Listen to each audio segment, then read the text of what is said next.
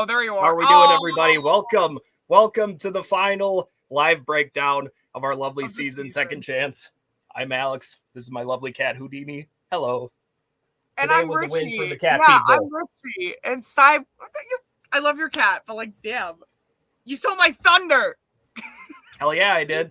I was Gotta joking. love a live show. No, where's a paper airplane? Happy off season, everybody. We did it. We had another fantastic season. It's good to be with y'all tonight. And as we do with every fun season, we like to bring out, parade some fun guests around that we think you guys will really enjoy this season. As we have not one, not two, but 3 guests with us tonight that we think you guys will really like. And this will be our holiday gift to you. And not just because I'm a broke bitch and can't afford to get everyone gifts this year. All right, so here we go. We have our first guest. Woo! It's all himself. It's not Uncle Jay. It's Jeff. Get it right. We have, Good to have you, our second guest. Oh, hey, what's going on? Hey, Doug. Hi. What's up, Steib? Another funny seeing another finale classic, being on the breakdown with Christian. Good to have you, man. And we have our third guest for tonight. What's good, everybody? Holy crap. What is happening? Gang's all here. Like thumbnail vibes. Like we got the gang all here, baby. The gang all here. It's like SpongeBob where he has like the what was it, like the penny, the napkin, and like the paper. I have probably all 3 of those in my room, actually. Nice. Okay, ADHD aside. So fun season, great stuff. We're all going to talk about what happened in the finale, as well as all sorts of really cool stuff that happened, and as well as some other fun stuff, not just for future seasons, but also for really cool things that we have planned for tonight that we are really excited to talk about. So I think we should really get going with this, right, guys? Yeah. Let's get it rolling. Hell yeah. All right. So we start the episode at Ponderosa, where really the jury's all talking about it. Dick's still on his spiel of trying to figure out who the hell voted for him. He's very dead set on figuring out who voted for him, what's going on, and people are kind of over at this point. You have a lot of conversations where I don't know if I would say Will feels burned, but again, Will's the type of player who I think they've even said it numerous times that Will's a person who does not like unnecessary lies, and they're all trying to debate out of the final 5 who they want to win. And I do think, like I always say, it's very interesting to get perspective from the jury as to what they think, because again, they are the ones that do make the final decisions in the end. But it also gets to the point where I think a lot of people are very up in the air with their vote, which I would say is a very good thing, because that's the thing I love to see at the end, where it's very unpredictable. Anyone could take the win. So what do you guys think about this whole segment at the start? I think Steib should start off here. Yeah, absolutely. It's more fantastic Ponderosa content that I'm glad production was able to get their hands on. It was really fun seeing all this extra content and trying to figure out how the jury's going to end up going in the end. Yeah, no, I thought this was very interesting. How about y'all? Yeah, I think if I had to say anything, I was kind of over it, kind of like the rest of the jury. It's like outside looking in, I knew who voted for Dick. I know Dick was trying to figure it out, but I think even everybody could have told him at that point, hey, we voted for you. He still wouldn't have been able to add up the numbers a little bit. He was a little lost already. So, well, thank you, Richie, for that one. Okay, I didn't know he stole it. It's not my fault he stole it. He did it behind my back. If I knew he would have, I would have stole it back from him. The only thing he stole from you was your heart. Moving on. No, he did not. All right, what does everyone else have to say about this first jury segment at Ponderosa regarding before the Final 5 challenge? Kyle, I don't think you said anything yet, have you? I was gonna say I feel like that Dick was just kind of, I think he was having a hard time with it, especially I think definitely by that point too. From my perspective, from having playing the game before, at that point you're really just, you've been through the whole day, ups and downs, and everything's kind of a roller coaster. And especially when you get to that point, tensions are so freaking high that you can't even really wrap your head fully around what's going on. And yeah, man, I think he was just getting lost in the sauce, and he was you know, obviously we know how everything, ended up going with it, but yeah, it was definitely sort of a turbulent moment. It was very, very, what's the good word for it? It's very interesting to see this all go down live too, and being on the production side of it too made it even more interesting for me. So Yeah, I mean, I cut a lot out of that conversation just because, yeah, you guys kind of said why already. Yeah. So it was more interesting to hear kind of Nick's thought about Maris being such a big threat. Why is she still in the game? What are they doing? So yeah, it kind of shows that they're like shocked she's still in, and she's like kind of the favorite to win if she gets there based on kind of how they're reacting to her still being in. Exactly, yeah. And like one thing I forgot to mention before, I may have mentioned this in the past week with the Dick situation. I can understand if you're curious about who voted for you in regards of like figuring out the game moves behind it and like why someone did it, if they did it to benefit their game or not. But it felt like Dick was more asking because he was bitter and wanted to vote against them. So it's kind of like, I think he was at first, and then I think it just kind of was. It's his right to do it, though. At the end of the day, Yeah, I mean, I Right, was yeah. I was in one world too, but yeah, I think I got to a point. I got to a point where I knew what happened, and I was done talking about it, kind of thing. But I'm sure we'll talk about Dick more later, anyway. So yeah, definitely. I think it was just more like reliving that same moment for him over and over again. Because, yeah, like he said, he might have not remembered the conversation 10 minutes ago. So Kevin, what did you say we're going to be talking about? Richard. moving on. You knew what I was doing. You knew what I was doing. Yeah, Wrap it up and move it on. Yeah, okay, let's move on to wrap it the up. next challenge. Next challenge we do have, I think it's a very fun one. The one that I almost want to call this like Alex's challenge, because you remember Alex is one who suggested this challenge for Conference's Chaos. Yeah. So we do have, they have to stand on one foot, hold a little plate thing, put a ball on top of it, stand on 1 foot, last one standing wins immunity. And I do think this is always like a pretty solid challenge. I don't know if I would say there was as many funny moments as Conference's Chaos when we did this. Just with that Conference's Chaos, you had like Kayla hopping around, borderline back to the other camp. You had a lot of very interesting like commentary from all the players. But I mean, I think it was a pretty solid challenge at the final 5. I thought all of them put up a pretty good performance. So Yeah, sure. what do you guys want to say about it? Yeah, I mean, You're right. I liked that we made them start on 1 foot this time from the beginning versus last time. Yes.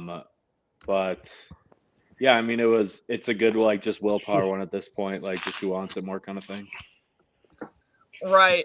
And like coming from I think we've all made it to the end game at least like one point around like final 4 and 5. And like when these challenges get to the end, it definitely gets to the point where like any type of, whether it's endurance or anything, the challenges do feel harder because at the end it's just kind of like everything's accumulating up with how much energy you've spent throughout the entire day. It's a lot. So I think it's like I disagree. When you got less people next to you, I feel like it's like that momentum and that adrenaline's going through you, and it can turn to something different really quickly. It's just how I remember how makes different diamonds. turned out in Evolution when you tackled me. Yeah, I don't think we're talking about that season right now, but I think the reality is pressure makes diamonds, and the honest reality is there's some diamonds made in that moment, and I think there's one person this season handled pressure really well in those moments. Steib, Kyle, what do you guys want to say? Yeah, I agree with what Christian's saying. Pressure can certainly motivate you to win in a very critical immunity challenge like this one. So yeah, I think it was fantastic. I don't know what we'll end up calling it, but I'll refer to it as the Alex special. Shout out to Alex if he ever pops in tonight. It was great working with you on this whole season too. Yeah. And I really like the challenge. And yeah, it's ultimately pretty fair. We've done balanced challenges before. People know what to expect. Oh yeah, they're difficult for sure, especially when like it starts burning after a while. It doesn't feel nice. Straight willpower. Kyle, what do you guys say?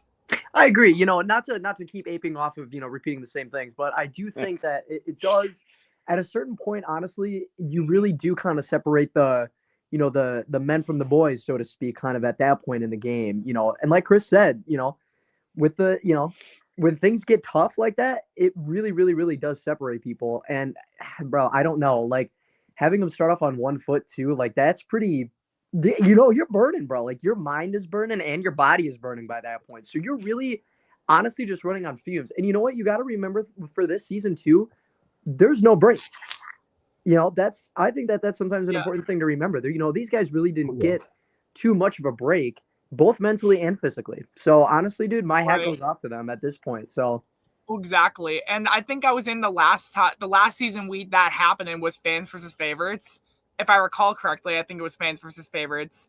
And not having that little like time to breathe is definitely something that I do like in the game, because it definitely it kind of keeps your mind in the game. But I think I've said this before too a couple times. Like a lot of the times where you have the breaks, some people will definitely go off together. Like some groups will naturally just form off to go together some seasons it doesn't, but some seasons it does. I know it definitely most notably happened like my first season, and I was sitting there just like eating chicken wings by myself, like, oh, this is nice. That's how awkward it was. This season their break was get bedtime the first night, and then right. Your break is once you're out of the game, so right, yeah. The point of what I was trying to say overall, though, is I do think it keeps it interesting because it almost keeps up the intensity, because they don't get a break to like have to tone it down on a break. They have to keep it going because they're like, oh, I don't get a chance to breathe. I got to keep it going, which I definitely always like that. So, should we not give you a break next season then? Are you going to give me free food next season?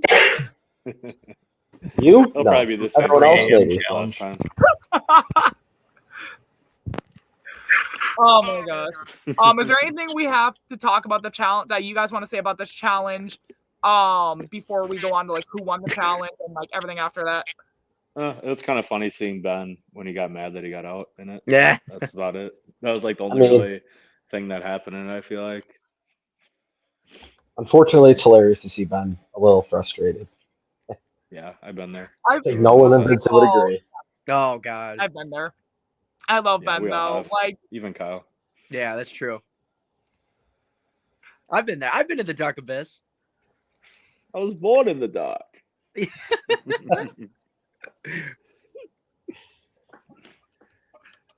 All right, I think we'll get into who won.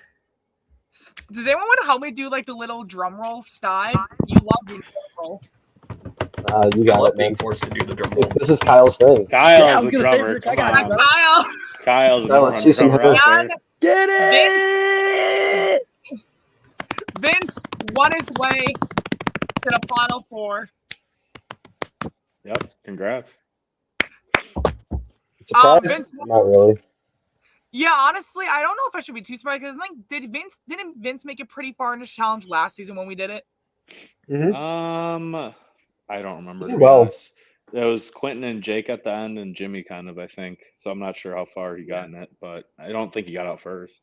He had done it. That already helps. That's true. Right, exactly. And like, I think Vince because like I think there was at least like three people overall that played this challenge and Conference's Chaos. So like Kayla and Jamil technically had experience. It was just Vince was the only one who got to that point to play it again. So that experience definitely came in handy for Vince, just knowing what went right for Quentin to win it. So I definitely think that Vince winning definitely is also very interesting because Vince, like I think I said before, is in a decent spot where a lot of people want to go to the end with him. A lot of people are comfortable for him. And I think if anything, just really starts to solidify his ultimate endgame plan of just getting to the end, trying to get there with Maddie, as he said his plan was, I believe, last week's episode. So,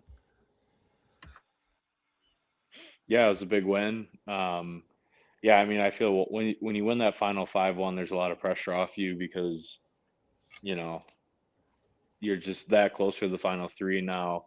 I know on CBS show, once you make the final four, it's like, oh, I'm guaranteed a shot to at least make the final three and, the fire making stuff. So we didn't have that this season, spoiler, but it still just sets yourself up. You can ease and just really just try to pinpoint and control who you want to be sitting next to at the end of it. If you're at the Final Four, you can win the game. At the end of the day, there's always a route. There's 4 people left. If you're voting, I hope you made a pact at Final 6 and Final 5 with someone at Final 2 no matter what. And I would always do it with the person you think's your biggest competition. Because Mhm. then it's basically going to slowly somehow become your decision whether or not they're going to stay in the game or out of the game. I've done it before. It works. It's just the reality. Yeah.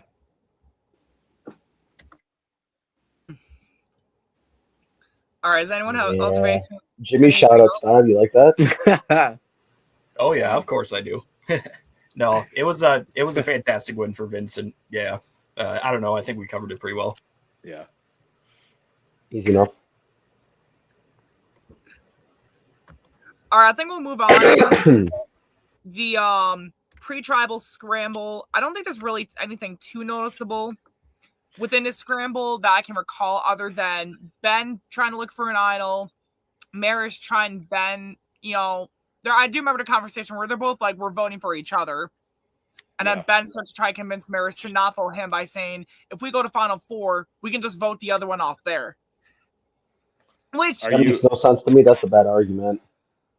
Right. I don't think it's like the big thing is I get where he was trying to go for and just trying to convince her to like not vote for him and like trying to be wary of like idols, which I do think he should always be trying to do. Just make sure like if someone has an idol, they're not gunning for you if they're the main target. However, saying it in that exact way, like if someone came out to me and said that we can just vote each other off the next time, let's work with each other this time, that's not the most convincing argument, because then I think, how does that get me through the next tribal then? Where I No, can't. because that just basically means, hey, I think I can either beat you in the end, or hey, that means I think I can beat you in the final challenge and get you out next round. What does that do for me?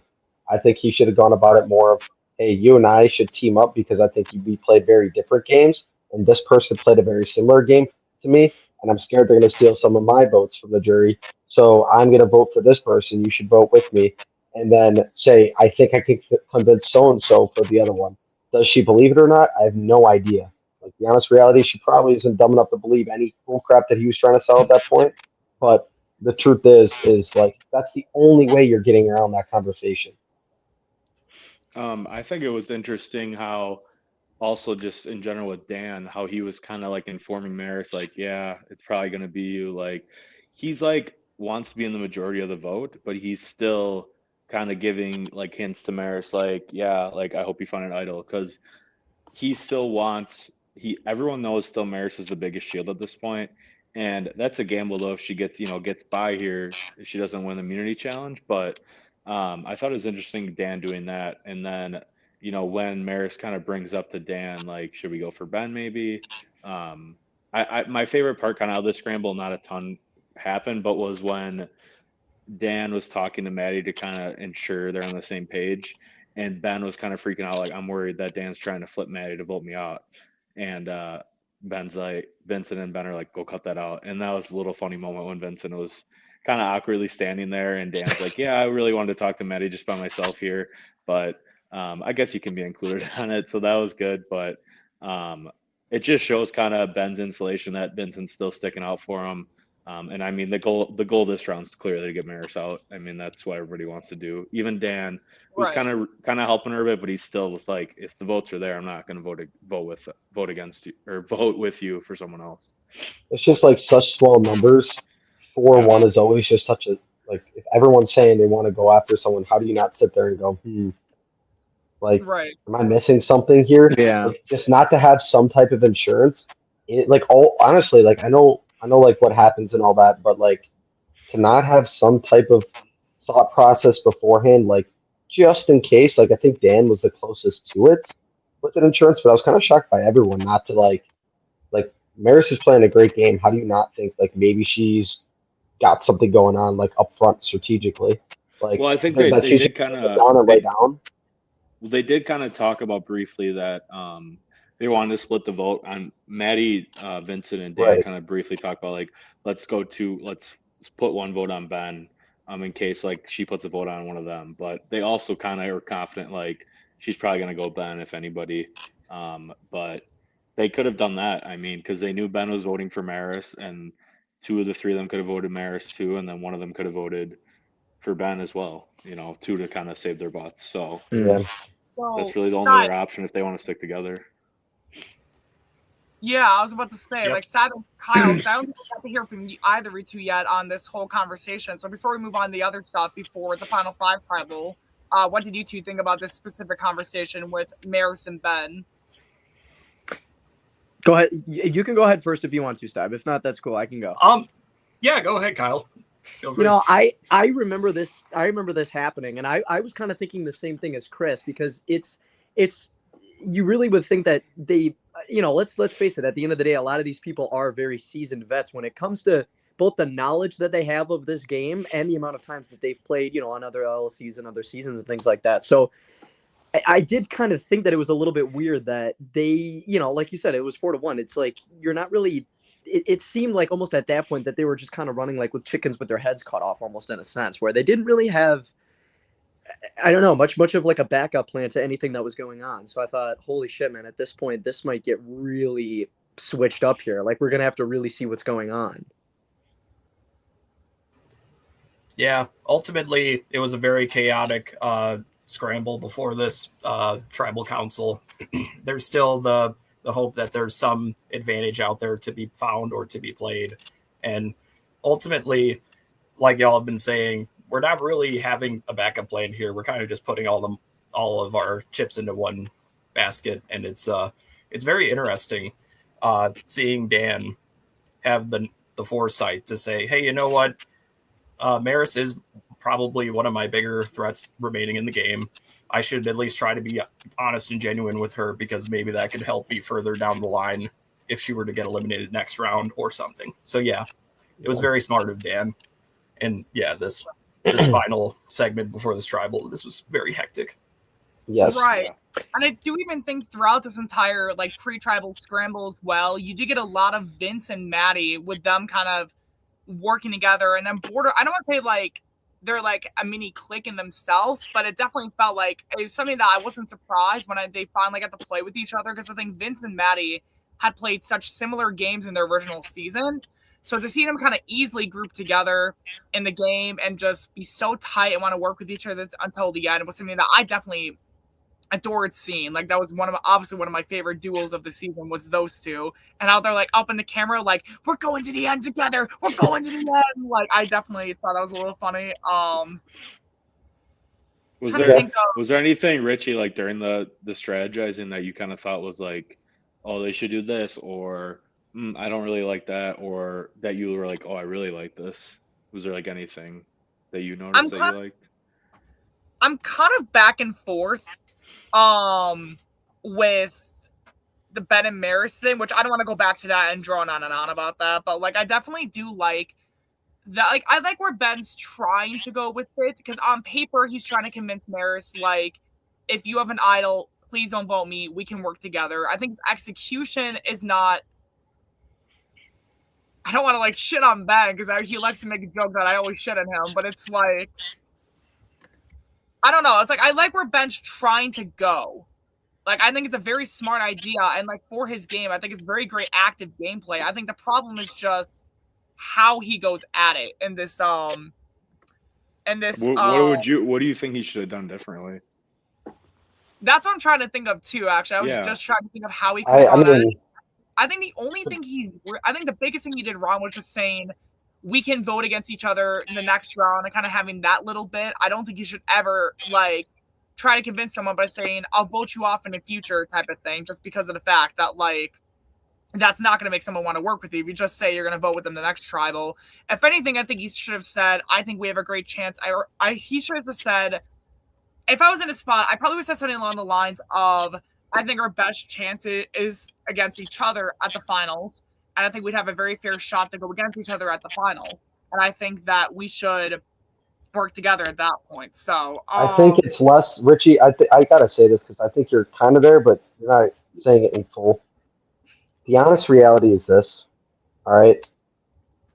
Ben needs to recognize in that moment that he is probably threat 1B, right? Like, and these other three are good enough at the game to notice that.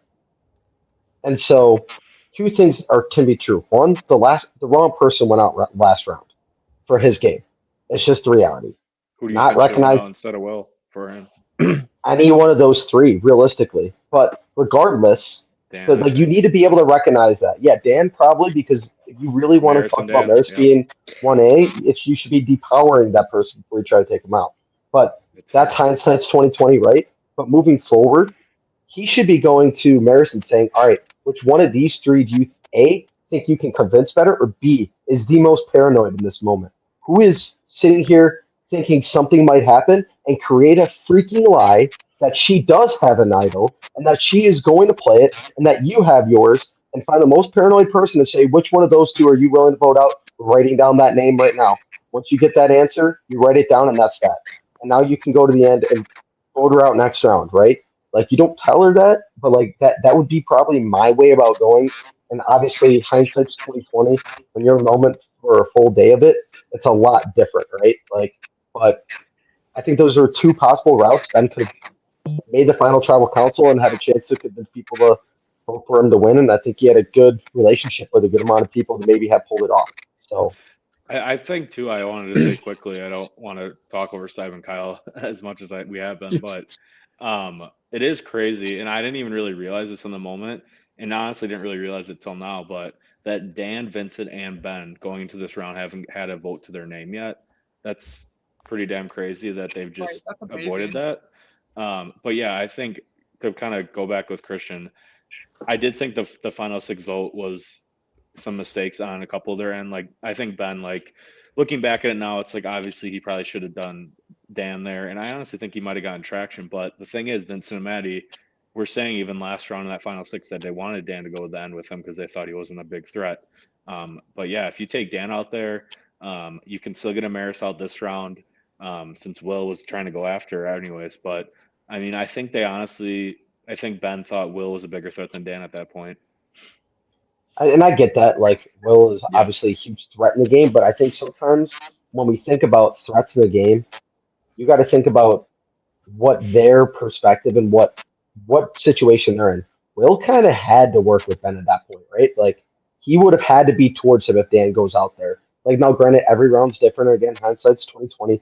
But in that moment, I probably would have sat there and gone, "Hey, like there's half the people left in this game have a situation where they don't have to work with me." And to me, that would be something where I wouldn't feel that secure. And so maybe it was a lack of autonomy in the game. Shout out Vincent for the word. But like the reality is Jimmy. like those three were so close. Yeah, shout out Jamie. I'm sorry, Stab. But it's just the reality of it. Yeah, I mean, I see Ben commenting saying, "Well, let's get to the vote, and then we can all touch on that." Yeah. Is there anything else that anyone wants to talk about the final five before we go to tribal? Like Steib, Kyle, you guys can talk if you want anything big you want to say. I'm excited. I'm excited for this tribal. This was the juicy part, baby. I'm excited to get to this. Oh yeah, they only get more and more exciting, and yeah, at this stage in the game, like it's hard to tell who's lying and who's not, but time will tell all. Yeah. All right, I think we should just go to tribal then. Yeah. Kyle, since you're excited for this tribal, how about you talk about the first part of this tribal then? Oh Since my. it's for you. Well, I don't know, man. I mean, see, the other thing that happened with seeing it live too was, I don't know, bro. I mean, it was just a big old shakeup because honestly, I thought that, to be honest with you, I didn't know if Vincent was going to be the one going out with it, but I mean, obviously we know how He that had all he had ended up. immunity. Get immunity. Yeah, but I mean, obviously we all know how that it ended up shaking up, but I don't know, bro. I mean, this was a hairy one, Rich. I'm not gonna lie to you. I'm not gonna lie. Yeah. This is when it gets juicy. I mean, like before the vote, I do think there's some decent conversation. I think as we kind of talked about last week's dive, I think it's still kind of similar talk where they're not trying to give away too much, but not trying to say too little. Yeah, I want to address that really quick. Or no, Yeah. go Steib, sorry. Yeah. Just to pair what y'all are saying, it's a lot of non-answers, and eventually we do get those answers in the final tribal. And I do enjoy the final tribals, and I enjoy the length of them because it is good to get all of that information out into the open and give everybody like a clear view of the game as a whole. But yeah, we're not there yet. Right now, everybody appears to have their eyes on one major target, And rightfully so. Amaris is a fantastic game player. So, she's got to hopefully find that proverbial needle in the haystack and potentially save herself with a hidden advantage. Right, and I do think there's a lot of talk this tribal. I think even before, and even I wouldn't be surprised if there's something during this tribal about vote splits. I know Vincent mentioned in the comments that he meant doing a vote split. But I do think a vote split would have been the right move for probably a lot of players. Probably a lot of players, which is like the perfect thing to do, like a 3-1-1 split, which is how I almost went off fans versus favorites. So, like, trust me when I say I know this is like the perfect move if you know someone at 5 could have an idol. But it really depends on, because the other 4 didn't want to seem to throw out a name as to who's getting the other vote and who's voting for who. I think at the end of the day, if what's going to happen happens, and like Ben knows that he's going to be throwing a vote at him, if you know the majority's there, it doesn't matter if you choose the person that she votes with. You can align with her and like take that extra step, but at minimum, I was saying in the chat, at minimum, why would you not at least try to tie it with the person that you think they'd be most likely to vote out instead of you, right? Like, I want to build off this because I thought of season 35. I believe it was the final 5 with Devin. Shout out Devin. I wish he's played again in the real show. Yes. Great name there. Similar situation Ben's in. Obviously, Ben's in a better position than Devin was in the game at that point.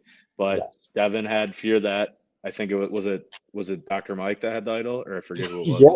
I think so.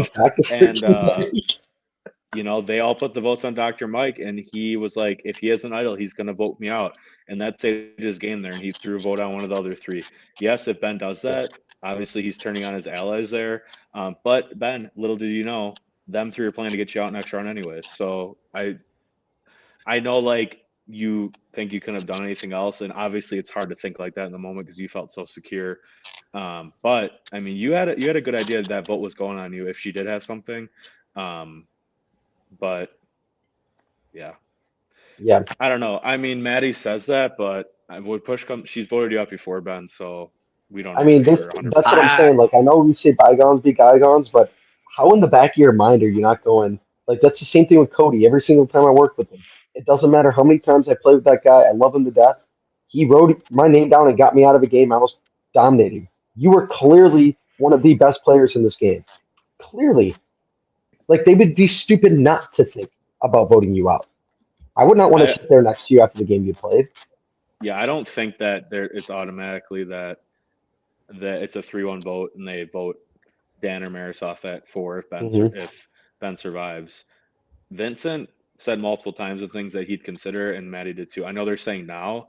In the moment, I know Vincent for sure didn't think he could beat Ben, and maybe he was just putting on a act like he said he was multiple times throughout the game. I just don't believe that fully. I'm just trying to think of ideas for Ben, what he maybe could have done differently. I know, like, it's kind of kind of, as Ben says, hee ha ha, but yeah. Yeah, I don't know.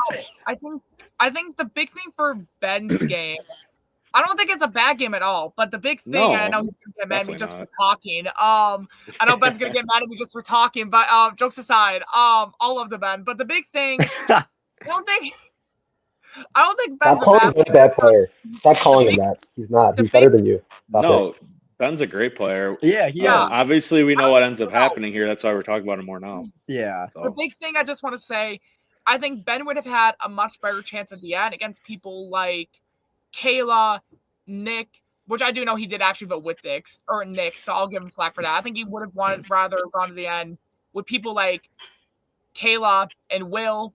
So I think more the mistake just comes from certain people going off that he really needed to get further on, as we kind of discussed with Will before. But yeah, I don't know. Can we get to the vote? Yeah, so I thought Steib, anything you want to say before we get to that vote, or? No, I'm good. Kyle, do you have something to say? No, I was just gonna say that. I know Ben did try to save him. I mean, that's shit. I mean, I don't know, dude. He's just put in a sticky situation, but I know he's going off in the chat right now. So, Mr. Insulation. Well, so we get to the votes. During the votes, the idol in the box has finally been found. Maris found it. At this point, you could borderline call it the Hellraiser idol because they had to open the box to get the pleasuring prize. But long story short, Maris finally finds the idol, and of course she uses it on herself and then gets 4 votes, and only her vote counts. And then Ben goes home with only 1 vote, which I will say I did actually keep stats up to try to calculate because I think we were going to release this out to like some alumni about like a past voting sheet with like all the season's voting things. And Ben, I think, only got like 1 vote this entire season, which I'll give massive props to him for because I think that's a massive. That was only vote. Right, yeah, that's a massive thing for him to only get to the end and only get 1 vote go out of the game. And like obviously, I do know I think Dan and Vince also did not get votes up to that point. But the fact, again, to go to the final 5 and only get voted off with 1 vote, and I will 100% give him credit on. So Ben ends up getting out in a spot where he very much is. He's definitely very shocked. So, I mean, I'll pass off to you, Ford, to talk about this whole segment I think here. Kyle should lead it off. Yeah, I'll lead it off.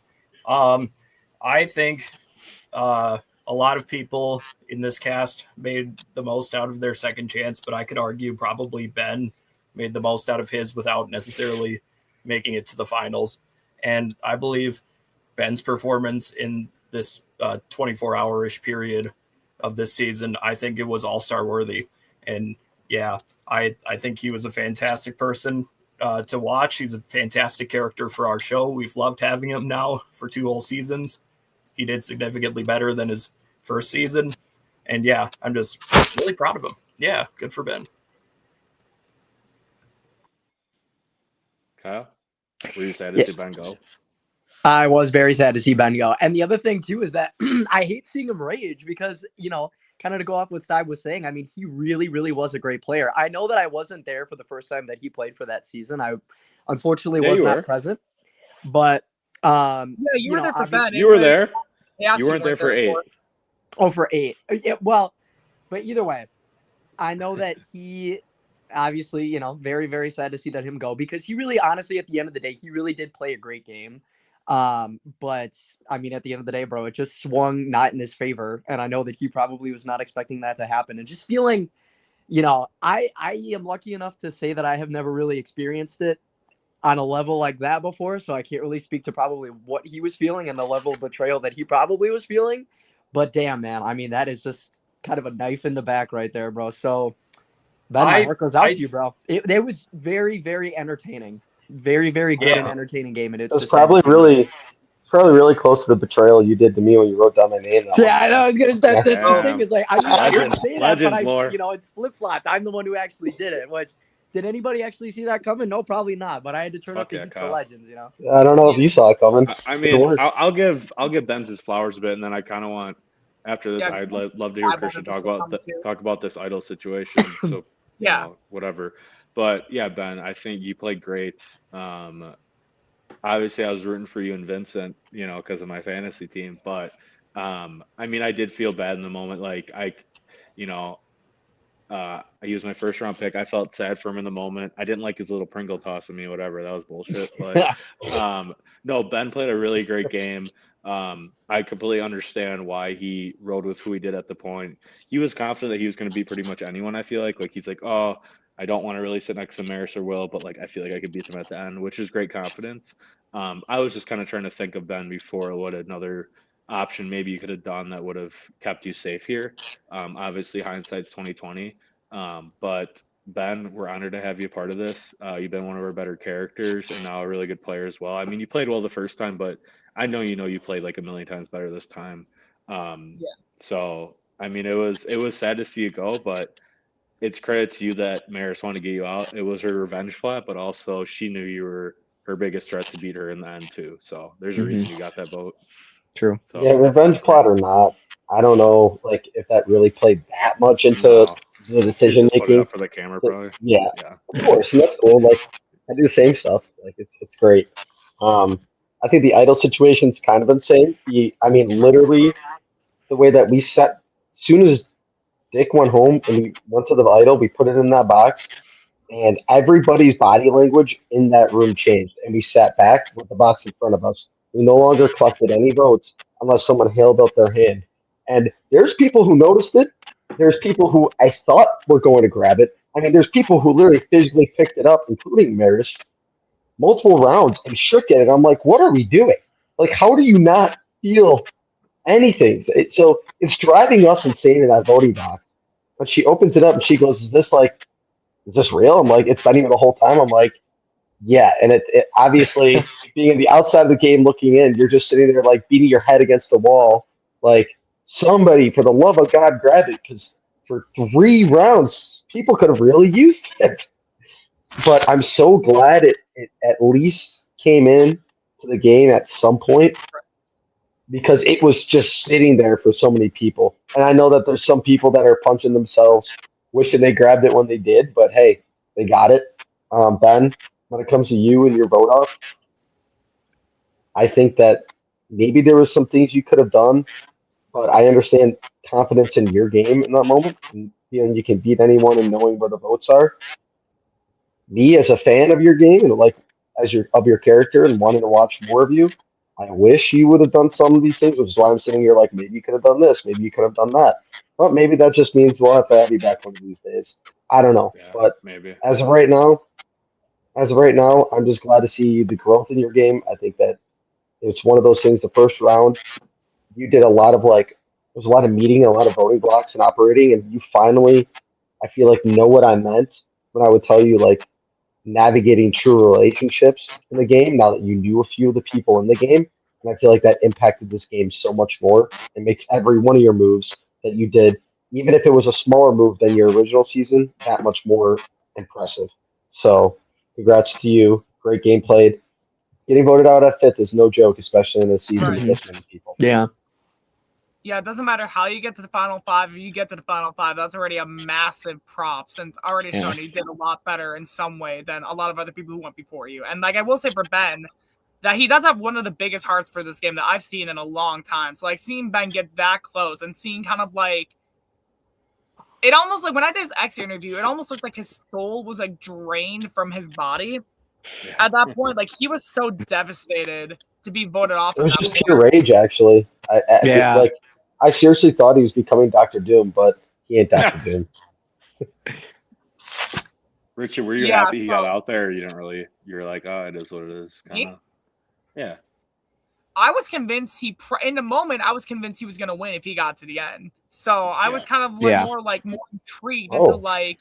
In the moment, really? I was more like intrigued of like, oh, like I wonder if he gets to the end. Like if he's not here, who's going to win in the end now? Because granted, I didn't get to see a lot of people play in the middle portion of the game after the swap, where a lot of big things kind of had been talked about that in some ways I kind of feel like set up little bits and pieces of what ends up happening throughout the entire thing, where people start to talk about Maris being a big threat, where a lot of Dan's strategy of him kind of playing the middle really somewhat starts here.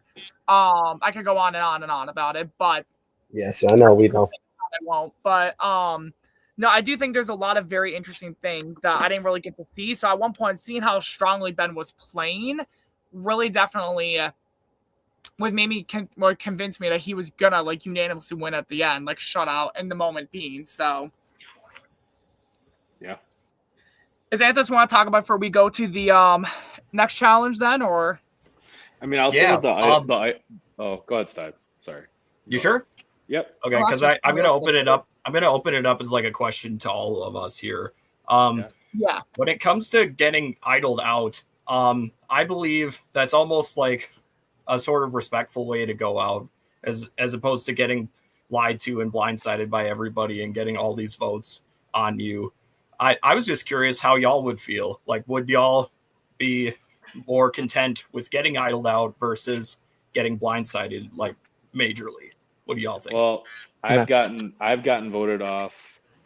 I've gotten my last 3 times I played, I've gotten idled out all 3 times. So I know exactly how Ben feels. I got idled out from Matt in One World 2. I got idled out from Giselle in One World, and I got, or not One World, Battle Royale, and I got idled out from Seth and Bailey's little combo in One World. So I've been idled out 3 out of the 4 times. It is a respect level. I think when it's later in the game, it's like Final 5, it's like total respect. It's tough no matter what it is, but if you are gonna go out, I would like to. I'd rather, like you said, Seb, go out where I get idled out versus everyone lying to me, because I was in the majority all 3 of the votes I went out, and the idol got me out. So it shows that that person wanted to make a big move, and I don't respect in the moment because I get bitter quickly, but I'm sure that's how Ben felt, and then he's like, well, I get it. Yeah. Well said. Thank you.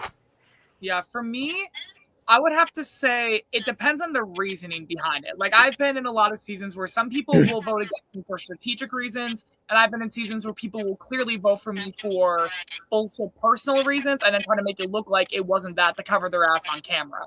But I end up finding out anyways. For me, it depends on the why. If it's because I'm a big threat, yeah, I'll be bitter that I got voted off. But same thing, I'll be like, it is what it is. And then I'll just be like, okay, like if I think they deserve to win at the end, then that'll be like an extra pro for the little pro and con board for each player I would have. If it's like a personal petty reason, like they voted me off just because they didn't like me, then I would just say, fuck that shit. Like, you're not playing the game optimally if you're just going to be making personal petty moves. So for me, it really just depends on if it's personal or strategic, I guess, if that makes sense. All right, I just got to reply. Matt, you just sent me just how immediately you said, buddy, I'm right there. I lost it. Like, that was hilarious. But Patty Ice is all right. always working. All right, to your question, Matt's Steib. been making more enemies lately. It seems like that's a villain. Yeah, well, that's about. All right, so when it comes to being idled out, I think Richie, you can definitely be right. Devin, definitely right too. Like, it's definitely a situational thing. It's got to have some type of strategy behind it. For me to respect the play. Otherwise, I'm just like, what the hell are you doing? I've been idled out with 2 idols where strategically it made absolutely no sense for this person at all to play 2 idols in the second round of the game. Just to say you made a big move in the second round of the game. Yeah. So for me, that's going to make me just bitter and go like you're an idiot. But at the same time, to have been voted out with an idol where it made sense, where it's like, hey, you're part of a majority alliance. You're definitely one of the people who are more vocal and leading some of the votes. Like, you've won a few challenges, whatever the case is in that situation. It's definitely a respect thing to an extent. Now, if I was Ben and Maris was, and we'll talk to him more, but if I'm Ben, I'd want an explanation from her as why me, right? Because if you came to me and kind of had that conversation where we're going to vote together, or we're just voting for each other to mutual respect thing, like, why should I not get your vote then, right? Like, that's kind of the conversation. But overall, I'd be pretty freaking bitter getting to the 5th on a season with this many people again. Like, what was it, 15? I think the one I went out at 5 with an idol was 16. Like, being that close is so. Also, yes, thank you for that, Matt. But it's so brutally painstaking. It is, because you get so close and you don't know when the next chance you get that far is going to be. But yeah, I do think that everyone clapping, like, on the way out. All right, at 5, Ben, you played a great game. You got idled out with 1 vote. Fair enough. Everyone's happy that you did so well. But some of you guys that are clapping in the second round for someone who didn't do jack shit the entire season, has never done something before, and you're clapping them out the door, are you being an asshole or what? Because the honest reality is, what are we clapping for? What have they done? Are you like, yeah, I'm happy? I think when we've gotten voted off, Christian, nobody's been clapping for us. They're happy. Pretty sure people. No, I'd be clapping tears of joy if I sent myself home. If I sent you home, Devin. Richie, I love when you go home. It's hilarious because I'm clapping out of humor because you're an asshole. I just get pissed when I get voted off. I'm like, you know what? I'm gonna make like a mini scene and have some fun with this. Like, oh, you make a scene every time. Trust me, we know. I do it all. we got a house full of villains next season, so I can't wait. Yeah, I cannot wait because I'm just gonna give y'all a tip. If you start clapping in the first round for someone going home, some of these old school motherfuckers are gonna look at you and be like, "What the hell are you doing?" And it's not gonna help. Okay, so Kyle, did you answer the question from Steib yet? No, not yet. I honestly, like, it really, at that point, I mean, when it's the final 5, really, it really just does kind of boil down to that situational thing for sure. But I mean, if you're playing with a truly good group of people, it really will a lot of it come down to a respect type of thing. Now, to touch upon what Christian said, it can be, purely situational where sometimes it really doesn't make sense. And then once you're walking away, you're kind of just like, you're just kind of putting your middle finger up to everybody else. And you guys are like, well, you guys are dumb for voting me off at this point. Like we could have, moved further along in the game together or, whatever it might be. And then, but obviously, for me, I would much rather be idled out for sure. I mean, that's not even like a question because it really just kind of just comes down to the fact where it's like, well, they see you as a huge threat, whether that might be whether you're a challenge beast or whether your social game is on point or maybe all of it. So that really kind of is sort of a very sweet and sour situation if you were to ask me, but I mean, obviously, I wouldn't want it to be either way, but idled out, I guess, would be if I had to pick one poison, it would probably be that. So you wish we played an idle get you out instead of just voting your ass out, or like? Oh, easily. My biggest regret, dude. My biggest regret. I appreciate the answers, gentlemen. Thank you. That was a good question. That was. I forget sometimes I've been idled out that many times, and then I'm like, oh yeah, I have. Fucking bullshit. I haven't. One World doesn't work well for the boys. No, it does not. One World 1 was fun though. I mean, it was just feeling bad. For you. It's not, yeah. It was fun. It was just the first one was good season. It just was whatever. We know what happened, but Yeah. Anyways, it was a good let's move on to this next challenge. Sorry. Yeah, I actually just remembered there was some Ponderosa content. I actually just remembered after Final Four. Oh yeah. Where like Ben was clearly loved by the jury. Everyone's talking to Ben, and I mean, you do see like a lot of the jury loves Ben at this point as well.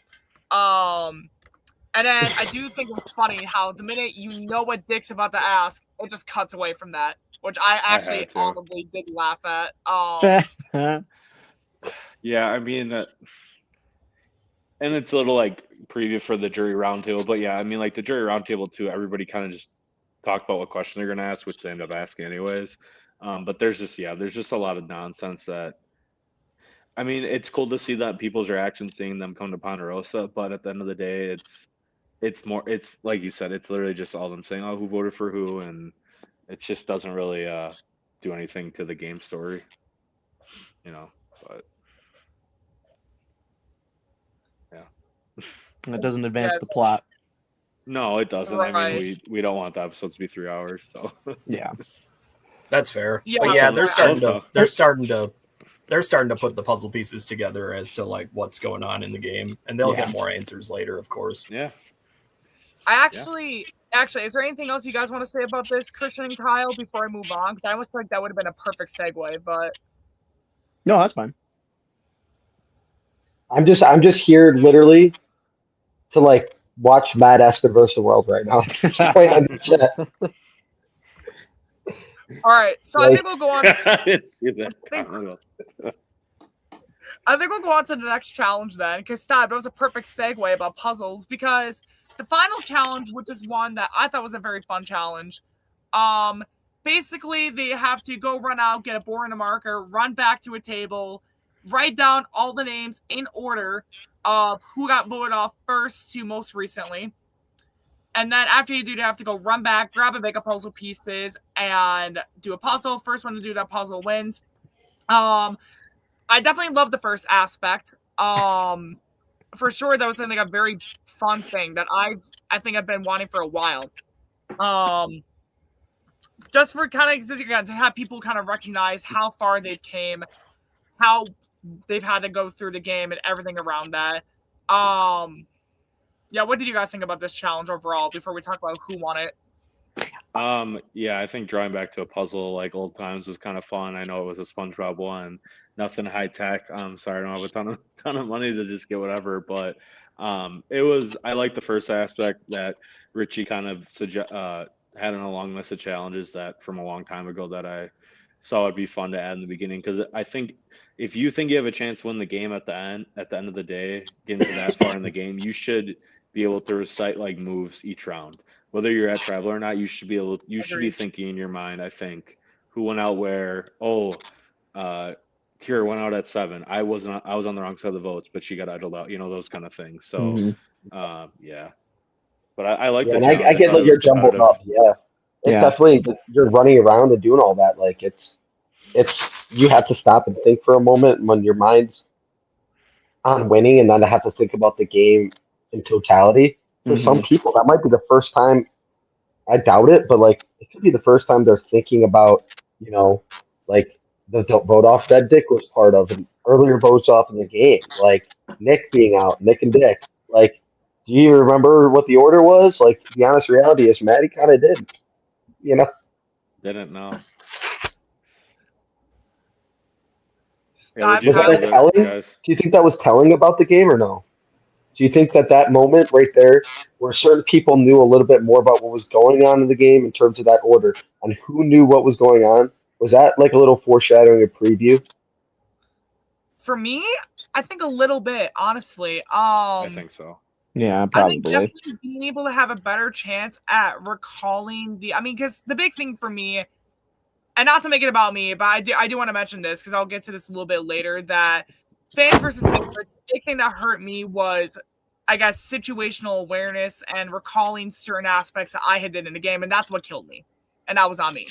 And I think some people, the more situational awareness you have around you and more better ability you have to recall certain events that happen in the game, I do definitely think that I definitely just think it puts a better idea of like, oh, I think this person could have a better opportunity to get to the end and like actually have their case there just by being more aware versus someone who, again, could pull a me and just get to the end and be very unaware and be like, oh, what did I do? And I mean, of course, that was on me, but I think it's a pretty good example if I'm making sense. So, Yeah, I No, liked I it. completely get it. I like it too because the other thing that it is a throwback, and then it really, to go back to that too, it really does kind of make you think back about the game too, and you're like, oh shit, because let's face it, even production, everybody by the end of that day, you are fatigued mentally and physically, and then I mean, obviously, not that a puzzle is super, obviously you had to run and get it, but it's not very physically taxing, but then you go through and you think about all the little steps that you made on the way to get where you are.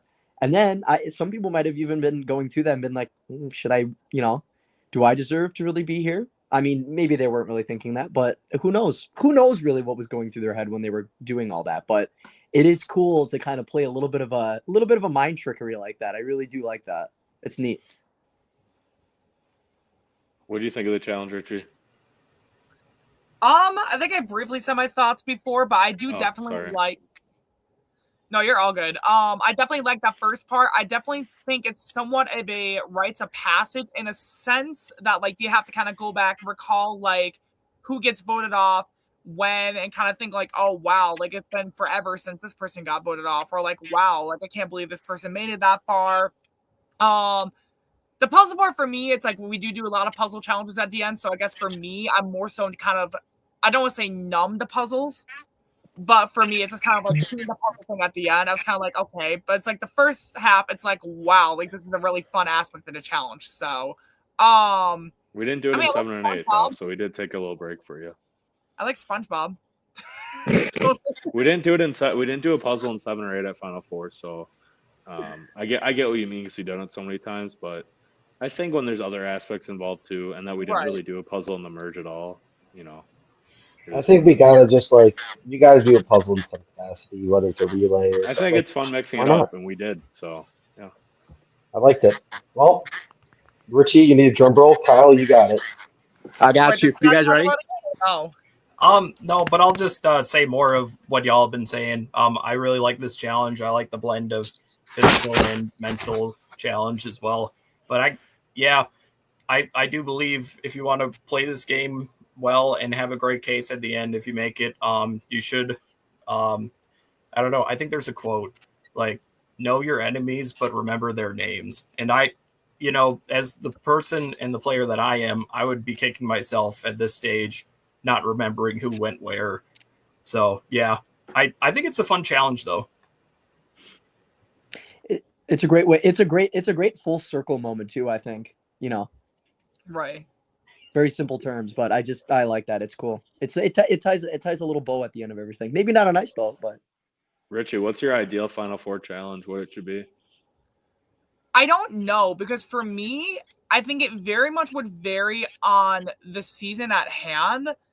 Because I think, like I said, I think I've said this over and over again. I like the aspect of obviously I like the aspect of changing things up, always keeping things fresh.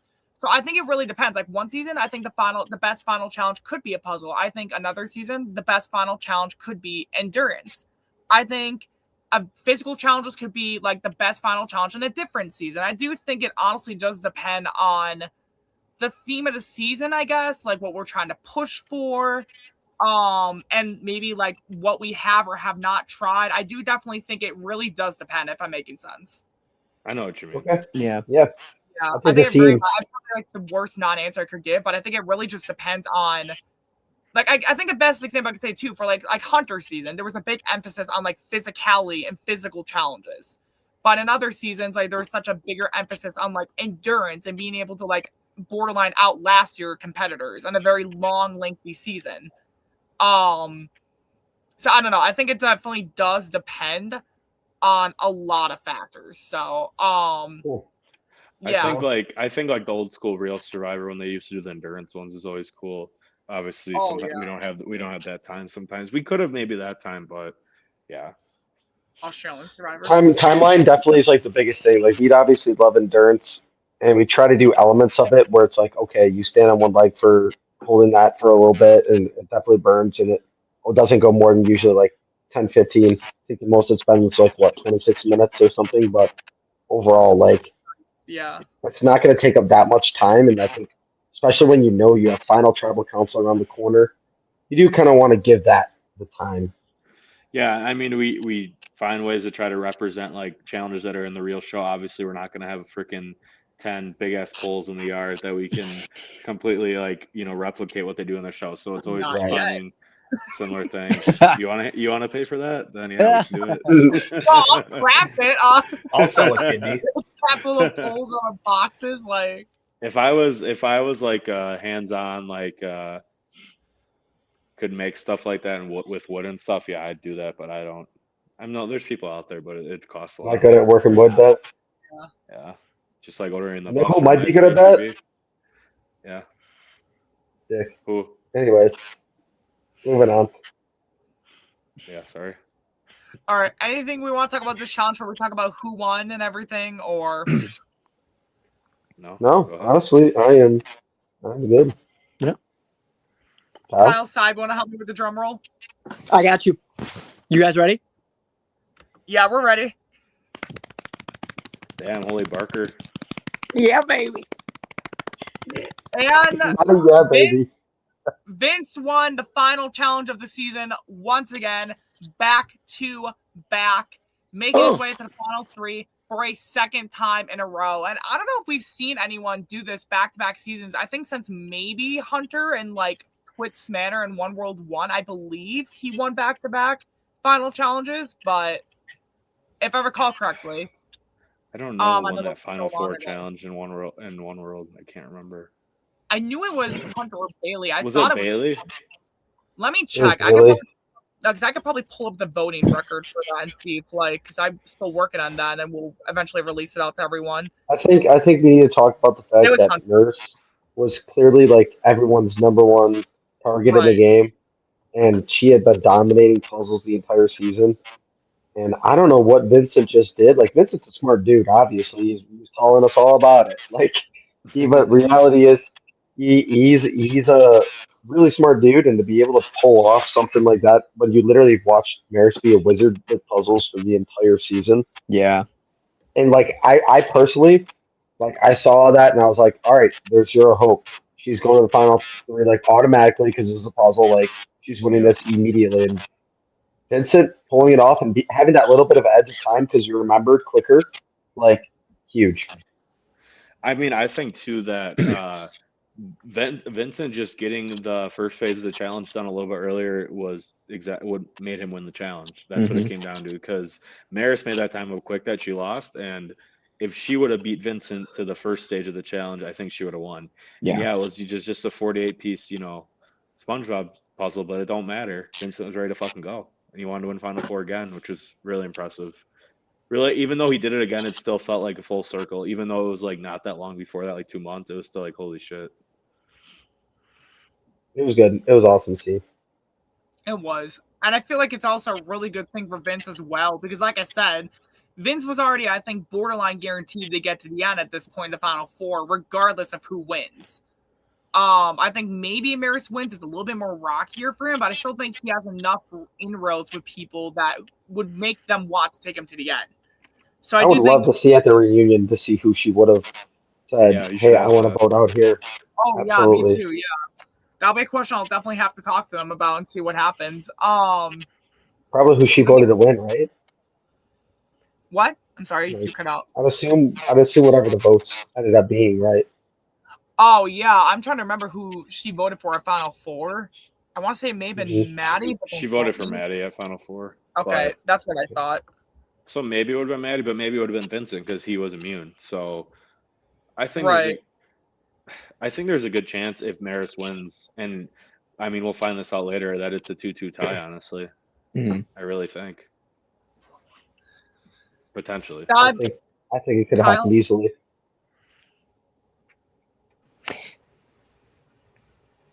You want to go ahead, Steib? You want me to go? You can go ahead. The other thing there you got to remember too was that with with Vincent, I mean, he literally, I know he put it in the chat, but he literally was seconds, literally just seconds behind Maris with that. So that's like, fuck, I don't know, bro. I mean, that's like, I mean, what are you gonna do about it though? I mean, Maris really is just like I've seen a lot of puzzles. One that went on for I think like half an hour was the longest that we've ever had.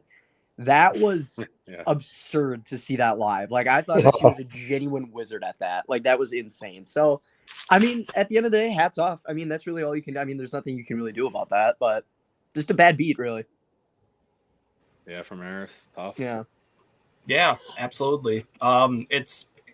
It's tough getting to this final stage in the game, and you're doing the best that you can when it comes to like remembering the order of everybody and then trying to get this silly little puzzle all laid out. But yeah, it was down to the wire, and absolute major props to Vincent for getting the win, winning back-to-back challenges in this season, but also, yeah, making it back-to-back seasons in the final three. Very impressive. Mm-hmm. Yeah. Is there anything else you want to talk about with this chance before we go off to the very short before tribal segment, or? No, I'm good. All right, so we do get to the pre-tribal segment, and it's not really much of a scramble. Maris knows it's her. Dan knows it's Maris. Vincent knows it's Maris. Maddie knows it's Maris. It's kind of more so of a... I don't want to say this round is Maris' swan song, but I think that's the best way to say it, because you know Maris is going.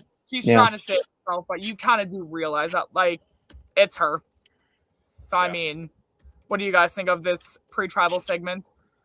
Yeah, I mean, It's heartbreaking for Maris, and it reminds me a lot of another fourth place exit from a past season. Just how much you can do at that stage in the game, other than, well, and maybe somebody else too. But yeah, at that stage of the game, when you are a heavy target, it is what it is. But she's absolutely proud of the game she played, and she should be. Yeah.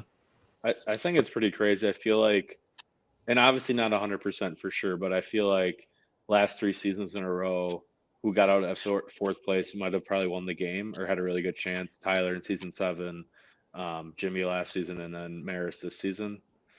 I think Jack Demet said it best once. Like, a lot of times people who go out at 4, sometimes 5, are the person that would have won the game, right? And I think hindsight's always 20/20 for those people. But it's still our job here to kind of spell out the hindsight. Maris, when you found that idol, the last thing you should have done is write down Ben's name. Oh, really? I do not think in that moment that was the best move for her, especially if she did know that all three of the other ones and Ben were going to vote for her. I think if you truly believe that Ben was the biggest threat it was the last saving chance for you if you didn't win that next challenge. Honestly, you probably had to win that next challenge regardless. Yeah. But I mean, that's why I said maybe make that deal with Ben up front so that if you have two of you there and you take one of them out, maybe that new bond you made where now neither of you win the challenge, you still can control the game and you take the power away from the person that won. I think two things can be true. There's power, what you do in the game when you have the immunity necklace around your neck is extremely important. What did you do? But what did you do when you didn't and someone else did, and how did you take that power away from them? Right? She might have had some opportunity there with Ben still in the game. At that point, at five people left in the game, and her finding that idol, already thinking she was going home, she shouldn't have gone to the next person up on the threat level list. It should have gone to who is working against me clearly, and it should have been one of Vincent or Maddie and no one else. I don't think Dan would have made sense. Dan might have voted for her at the end. Like honestly, I almost guarantee that if she makes final tribal council and he's there, so maybe she buys a vote. But the reality is Vincent and Maddie, I feel like, at least from our perspective, like this at this point in the game. It's a good point. I mean, I feel like, you hear me or no? Yeah, Yeah. it was Yeah. really close to the end. Like she had 30 seconds to make this decision. So like again, No, hindsight's but yeah, and if she found it earlier, if it wasn't in the voting box somewhere else, I think something else could have happened. I think it's a really good point. It's just I still feel like no matter what, I feel like she would have had to win immunity. I think because they still would have thought she would have won. yes, But it is a good that's the point because reality. it does create maybe there's I think Maris right now like she has really no convincing to be like, oh, Dan and Maddie are either of them are bigger threats than her because they're not. You know, it's just a fact. But Ben, you can argue that. Do they probably still vote her out? Yeah, but there's definitely more chance. Maybe someone's willing to do a 2-2 tie then too. Yes, So well, I mean that's what I'm saying. You keep Ben in the game, and now it's 2-2. And that's like the reason I'm thinking of this is because that's what I did. And like when you are literally hopeless, that is the only move you have left in the game to do. Is like you have to start playing the chances and just hope something happens. And yes, obviously you want to win the challenge, but you have to have a fail safe ahead of time. You have to start thinking about that. That's honestly seven because final six is where those numbers you have to really recognize what the true relationships are. And it's not that hey, I'm this person's top two or three people. It's either they're my number one or someone else's, and you have to identify that. And Maris's number one at the time was Dan. Ben didn't have anybody, and I think you have to disconnect from your one, usually around 6-5 left people in the game. And I think that had the perfect moment for her to vote out someone else, grab Ben, now make her to him. Now, does Ben vote with Maris the next round? Probably not.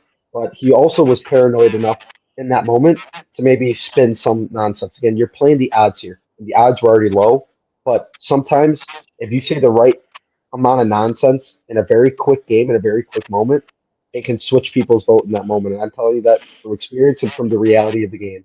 You can change people's mind for a split moment, and they'll be kicking themselves for years down the lines for making that decision, not understanding why they did it, but you can still sway it. And crazier stuff has happened. what do you guys think? Yeah, You guys stop, Kyle. You guys. Yeah, I mean that's an I don't know. That's a very interesting take. I think honestly though, at the end of the day, I do think that a good way to put it was the swan song, where at that point it was just kind of everybody knew. Everybody knows, everybody knew at the end of the day what was going to be happening. But the caveat with that though is that when you're in that position, when you're in those shoes, that's just kind of a really tough, hard pill to swallow because you've played such a great kick-ass game. It just comes down to this one thing that just wasn't in your favor. So I mean, I don't know. I mean, I tip my hat. Really, that's really all that I can say. Do you think she could have downplayed anything at any point? I don't. I'm curious. Do you think she could have tried to go for someone and maybe had a pitch, or do you think it was just kind of like it was over? Like, I mean, she like I said, she in the last round had 30 seconds left. Like to have to make a whole bunch of decisions, not even.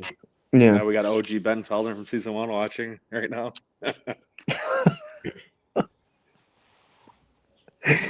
Rock guy. Yeah, Dan, we're not saying vote Ben out over at Final Four. We're saying No. that's where you pull them in, you save them, and you work in conjunction. No, Yeah. that I know, point. I know exactly what you mean. I Yeah, was I'm just saying. responding to Dan. Oh, I thought you said Yeah, Devin, his sorry. comment. No, yeah, my fault. Yeah, I think she is fucked either way. Pardon Yeah. my French, but Yeah. I mean, Everyone had she enough of what's going on. needed a fire making twist, and that's where in the real show a lot of people publicly it seems like likes that because like that eliminates the fallen angel aspect, but you have the challenge. That's your opportunity. You don't need a 2nd one, Mhm. in my opinion. So Yeah. she had it. She got to the point in the game where she had no allies really left. She had Dan, but Dan is not dumb. He knows he can't beat her, and she kind of had her hands tied where she had to just bank on herself to win out. So it just came down to that immunity challenge. If she wins that, a lot of shit could have happened, which would have been awesome. But Yeah. the final 5 play was awesome as well. And Casualty it did, was set up unfortunately, for but like she got a second life by doing that too. Like she would have been toast then too. exactly, and that's I why I'm still think, like, like you said though, Christian, if Will staying in the game past 6 might have been an interesting change of events right, though for everybody. right. I think everybody lacks like I think it's crazy we saw like a truly solid alliance again go to the final. I mean like obviously we know who won home here, so I'm not gonna like sugarcoat it. Like Vincent making the end again with his #1 alliance, and we'll get into that, which is like insane. And maybe not #1 throughout the whole game, but at least Wouldn't matter though. when it mattered, I mean, he just said in his chat, it was absolutely his #1, right? Like, I think not. I don't know if people lacked the ability to identify that, or knew that and didn't care, or if they hit it really well. And so that's what I'm curious to see what you guys think. Richie, Yeah. please enlighten us. Well, I was about to ask if Steib got a chance to speak because I don't think we've heard from him for a while. I was just trying to make sure Steib Yeah, got a chance to just talk. jump in, Steib and Kyle, whenever cut us off. Like, sorry, I'm just Yeah. going on tangents, but just stop. No, you guys cut are us fine. off. I No, just y'all wanted are no issues here. But yeah, no, I agree with what a lot of y'all are saying. You know, we like Devin and Christian were saying in the chat of the live premiere. They have done that sort of fire making twist or whatever sort of tiebreaker in the past. So I don't necessarily write it off. You know, I think you can expect anything in the games that we're conducting here. And yeah, at this stage in the game, a big threat like that, a big threat in multiple facets of the game, it's not looking good for Maris. And she said it herself. She thought she was cooked too.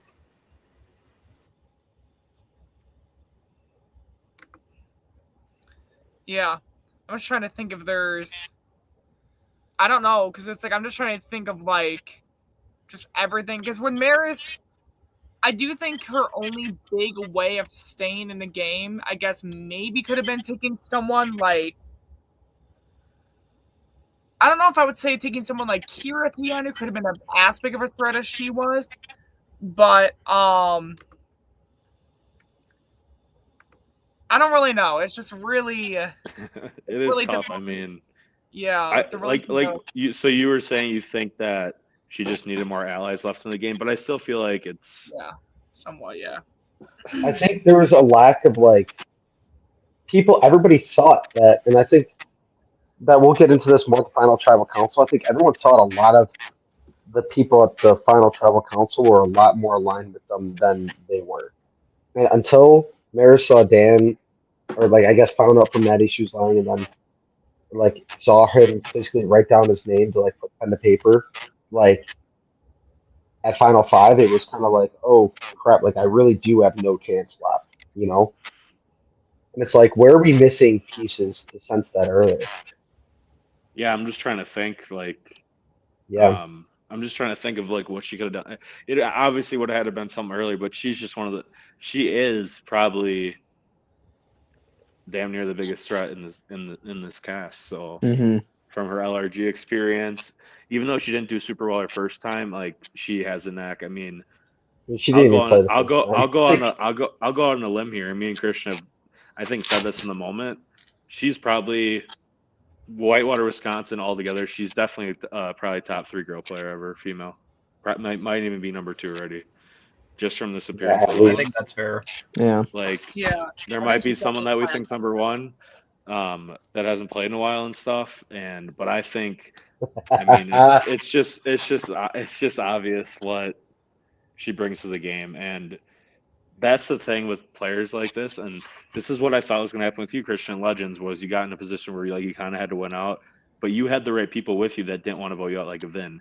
So Maris kind of needed someone at that. Oh, he that voted point. me. It's just the next round. Well, yeah, at the Final Four. So Maris just needed a lifeline in the Final Four. Somehow she needed someone with her at that point that was willing to at least tie it. So then she would have had another chance. It's legitimately the only thing I can think of. I think And it is game this is over, what she and should have it's game done. over for you too, Ben. Unfortunately. She should have cut ties with Dan up front the way that I did with Vin at 6. Went to the biggest villain on the cast, which was Will at the time. Started working him like I did with Jake, She and should then have rode kept that Nick way. around. And then Honestly, she should have used Ben as her Jack the Met, and she would have been fine. But the reality is like there's a lot of parallels this season for Ben and Maris to what happened with Legends and what happened at the end. And what happened at the end is what everyone expected to happen in Legends. And that's the point I'm trying to say is cutting ties with your number one at the right moment and going to the person on the bottom at that 5-6 mark is so crucial. It's so crucial. And I would never talk about this on live unless I was actually retired. Because the reality is that's like half my strategy. But it's just the truth. Do you guys have anything you guys want to say before we just go to the Final Four tribal?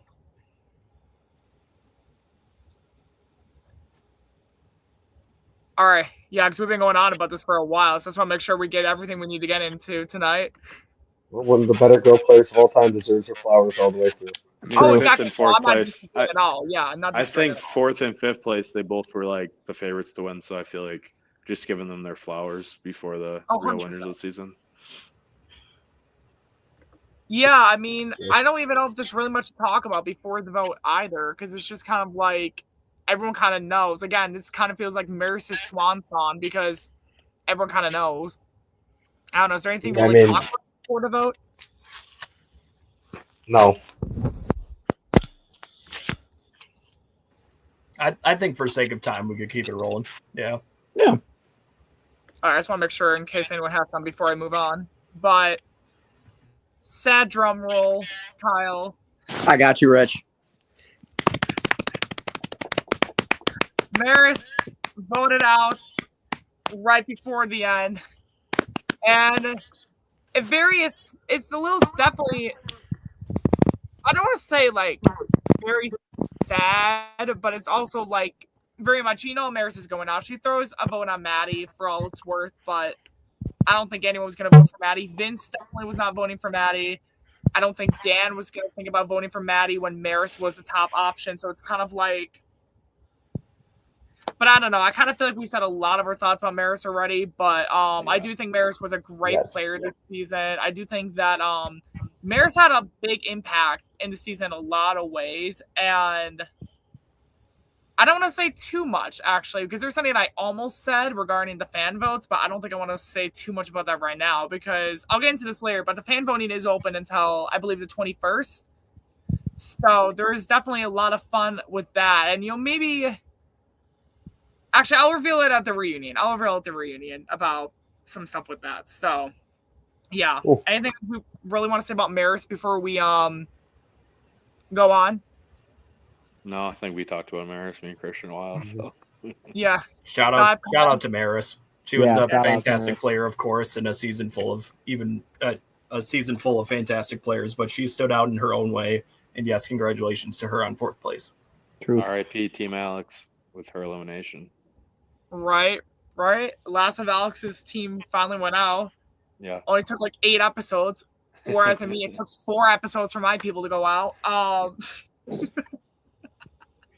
We'll get to the draft later. I think right now we should go to a jury roundtable, which I would really say this is the most like. Yeah, you should touch on it because you were there, Rich.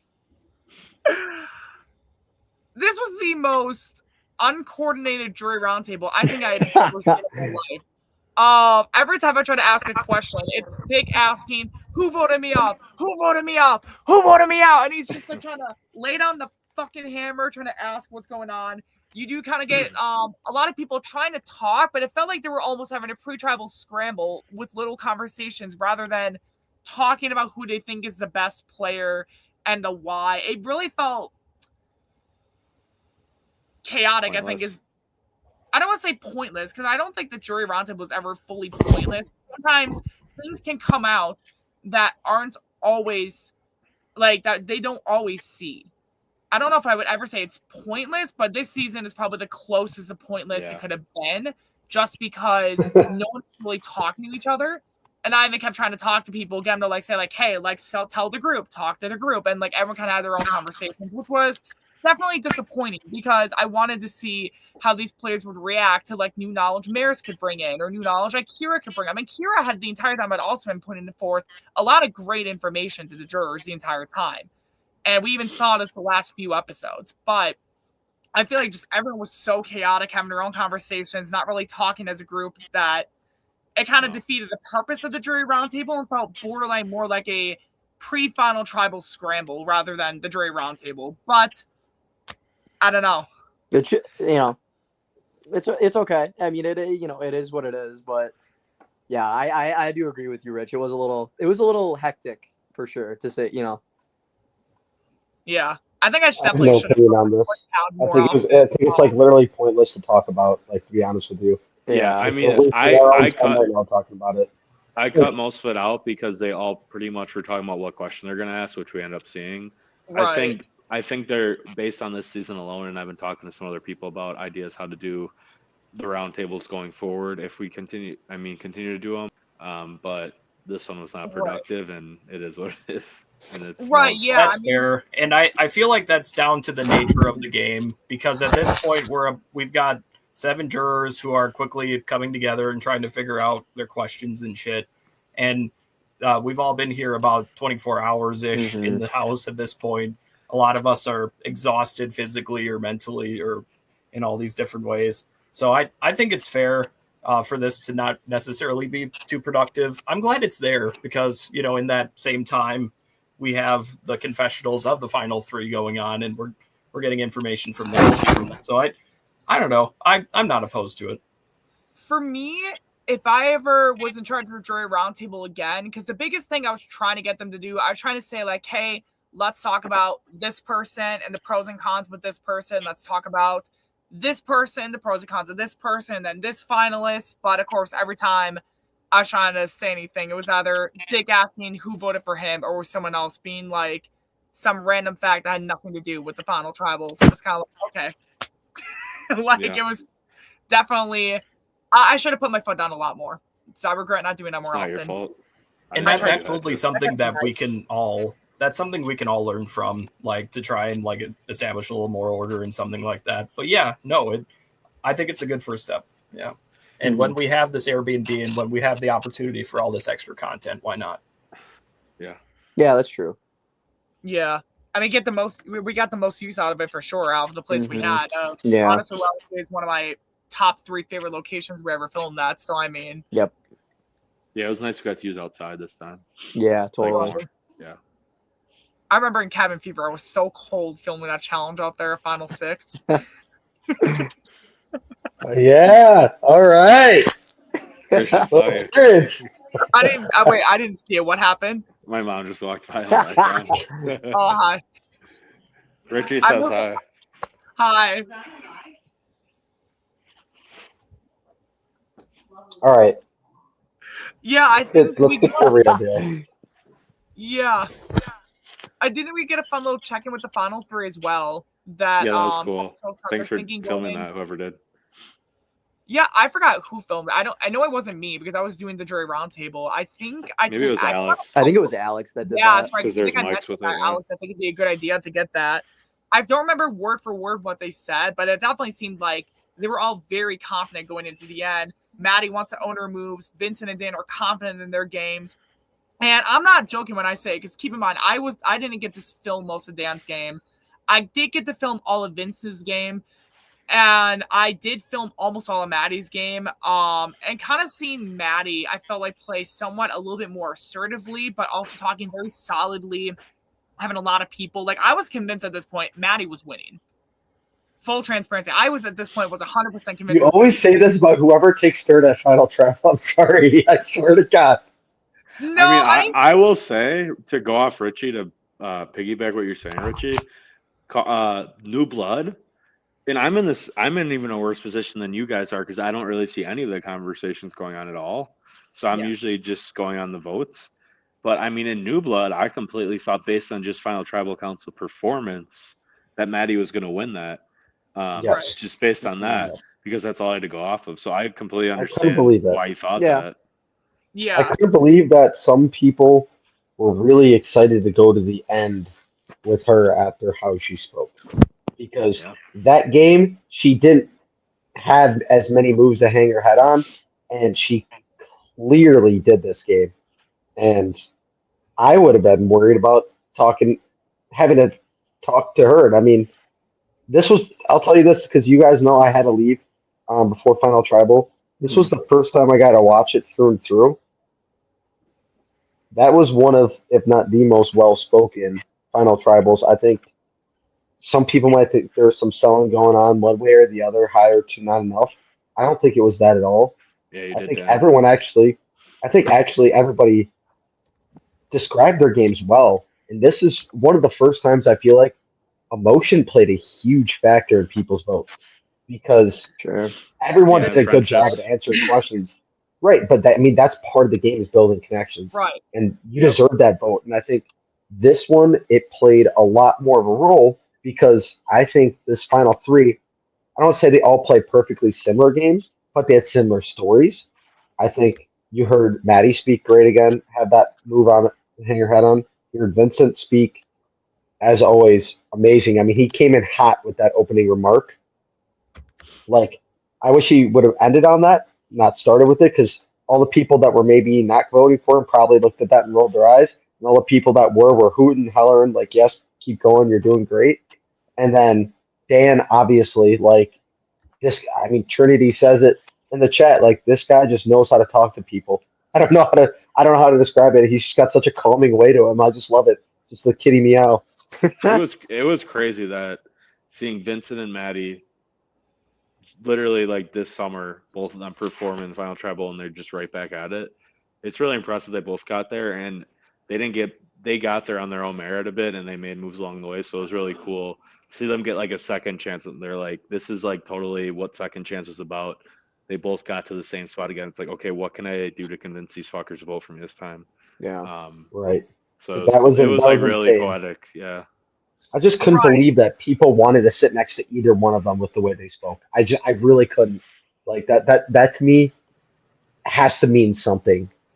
Like Even in if the they thought legitimately process. didn't do talked anything in the about game, they could convince people. They did stuff. Even if they did do stuff. I'm not saying they didn't, but I'm saying No, I know. they like didn't do anything for whatever reason. Like they could still probably get some votes. Maybe. Right. Like JP. Like Kyle, right? Yeah. Yeah. Kyle and the Dakota, yeah. Yeah, maybe.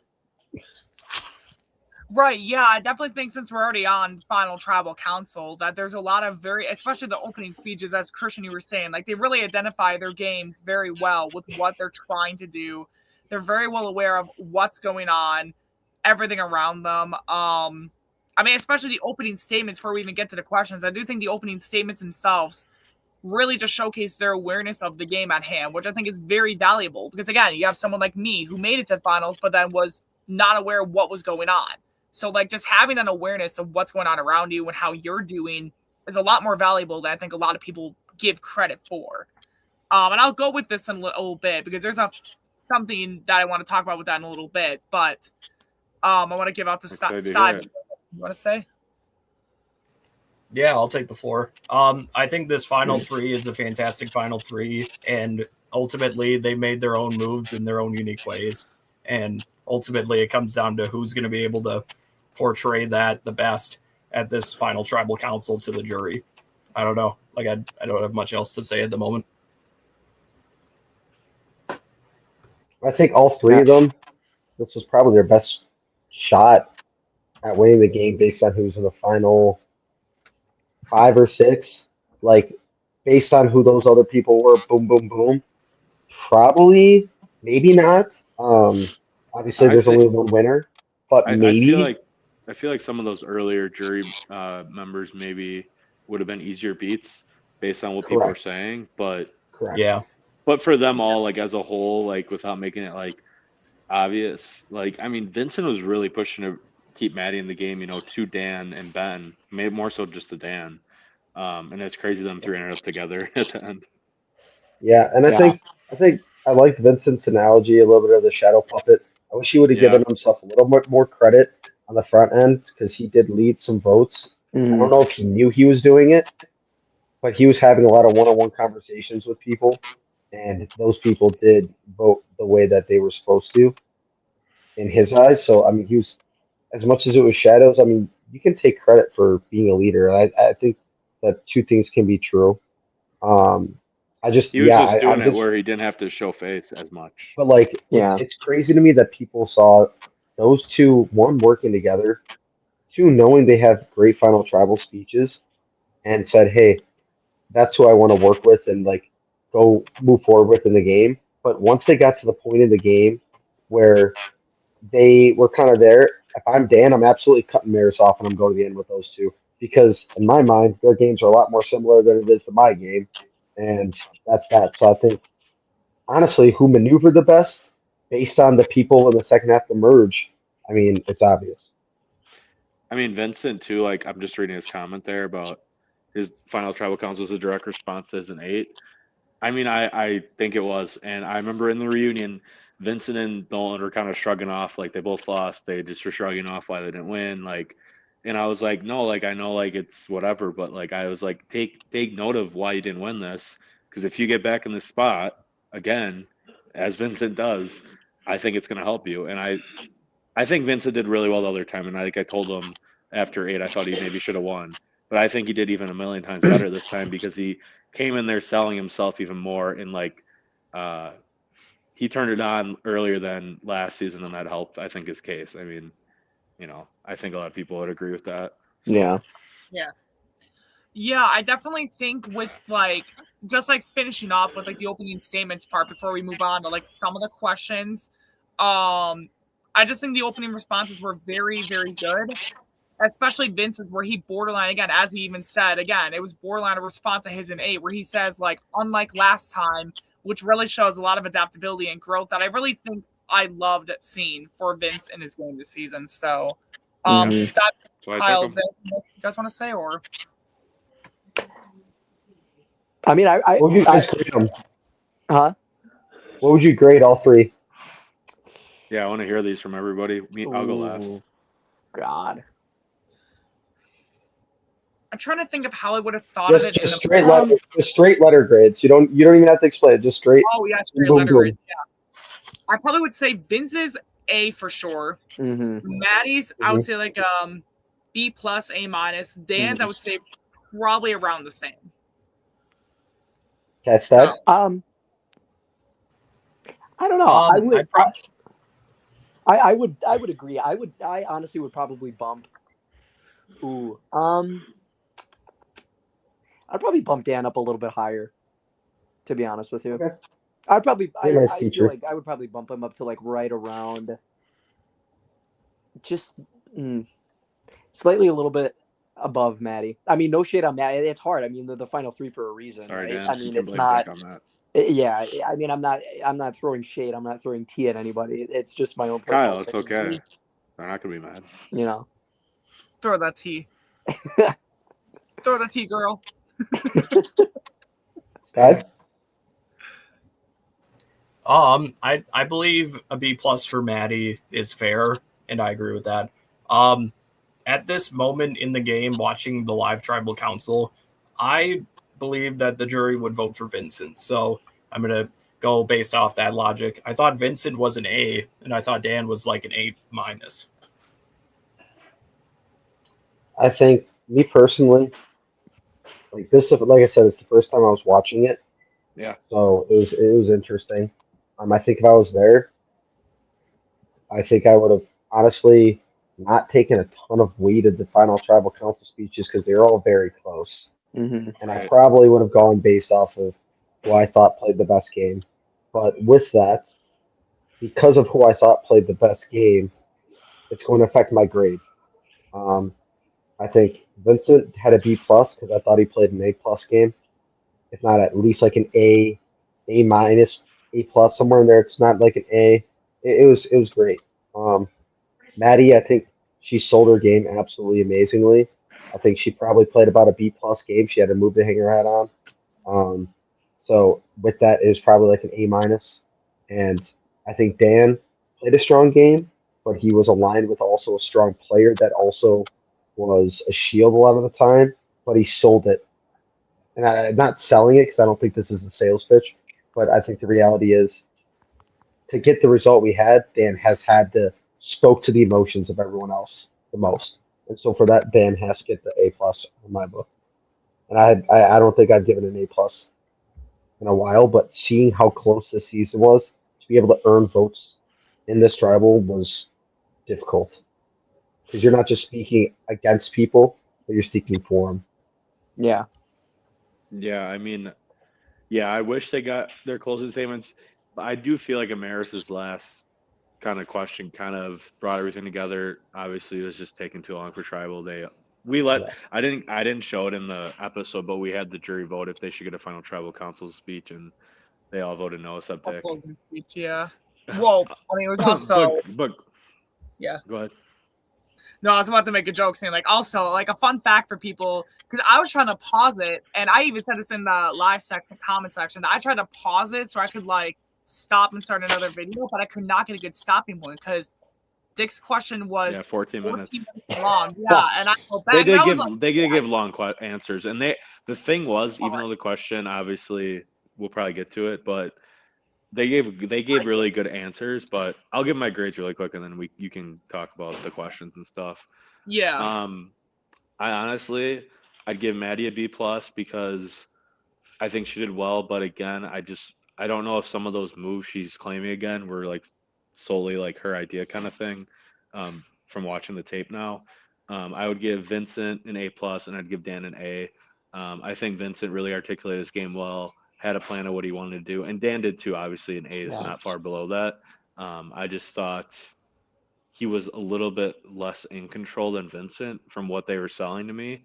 Obviously, I'm just going based on how they performed in Final Tribal. I mean, I think going into Final Tribal, I thought Vincent had in the bag. But even though Vincent performed better than Dan, like Dan, I was like, oh shit, you know. So, yeah, I'm definitely really bitter about the draft because I thought I had it, but I did think going into Vincent should have won, but Didn't we all? Yeah, honestly, Dan gets an F for beating me in fantasy football this week.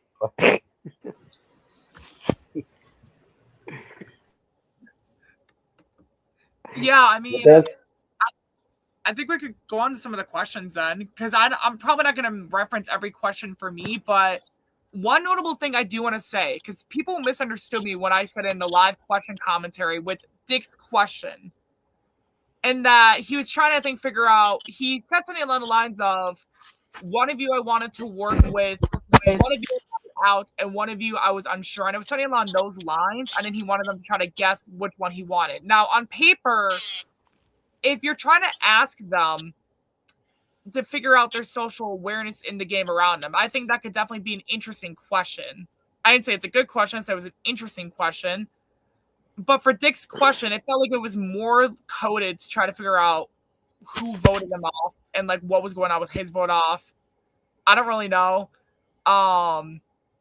But yeah, a lot of people misunderstood me and thought I was like praising Dick in his question. And I'm like, no, I wasn't. Not at all. He stole my schnapps too, so let's get to that later. No, jokes aside. We need to talk about why the heck you're drinking schnapps straight. I think that's the real issue. Why I drink it straight, or why he took it and drink it straight? Richie, you drink it straight. Anyways, No, moving I It's know on. pretty good though. It is right. Thank you, Steib. Thank you. I mean, I I'm don't validated. very good, but I'm also out. I need to get more. No, jokes aside. I think they're just messing with you, Richie, to be honest. Getting red. I in know. the chat. Okay, no, like the big thing though, just going back to the questions, Kayla brought back Dick's question from last season, which I liked. I mean, I always think that's a pretty good question to kind of figure out like who's aware of the game around you, and I feel like that's more of I don't want to say the better route to go to figure out someone's awareness of the game and how confident you are that you built social bonds with someone.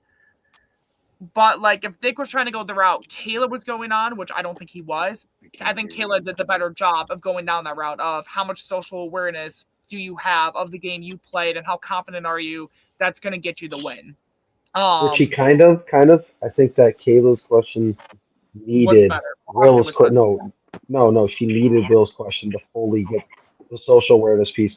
I think that question naked by itself doesn't get enough context, and I think then showing on the back end, hey, here's an opportunity for you to go to someone that you don't think that has it, or Christian, you raise your hand for everybody that you think you deserve their vote. Why? As long as you're able to defend that, great.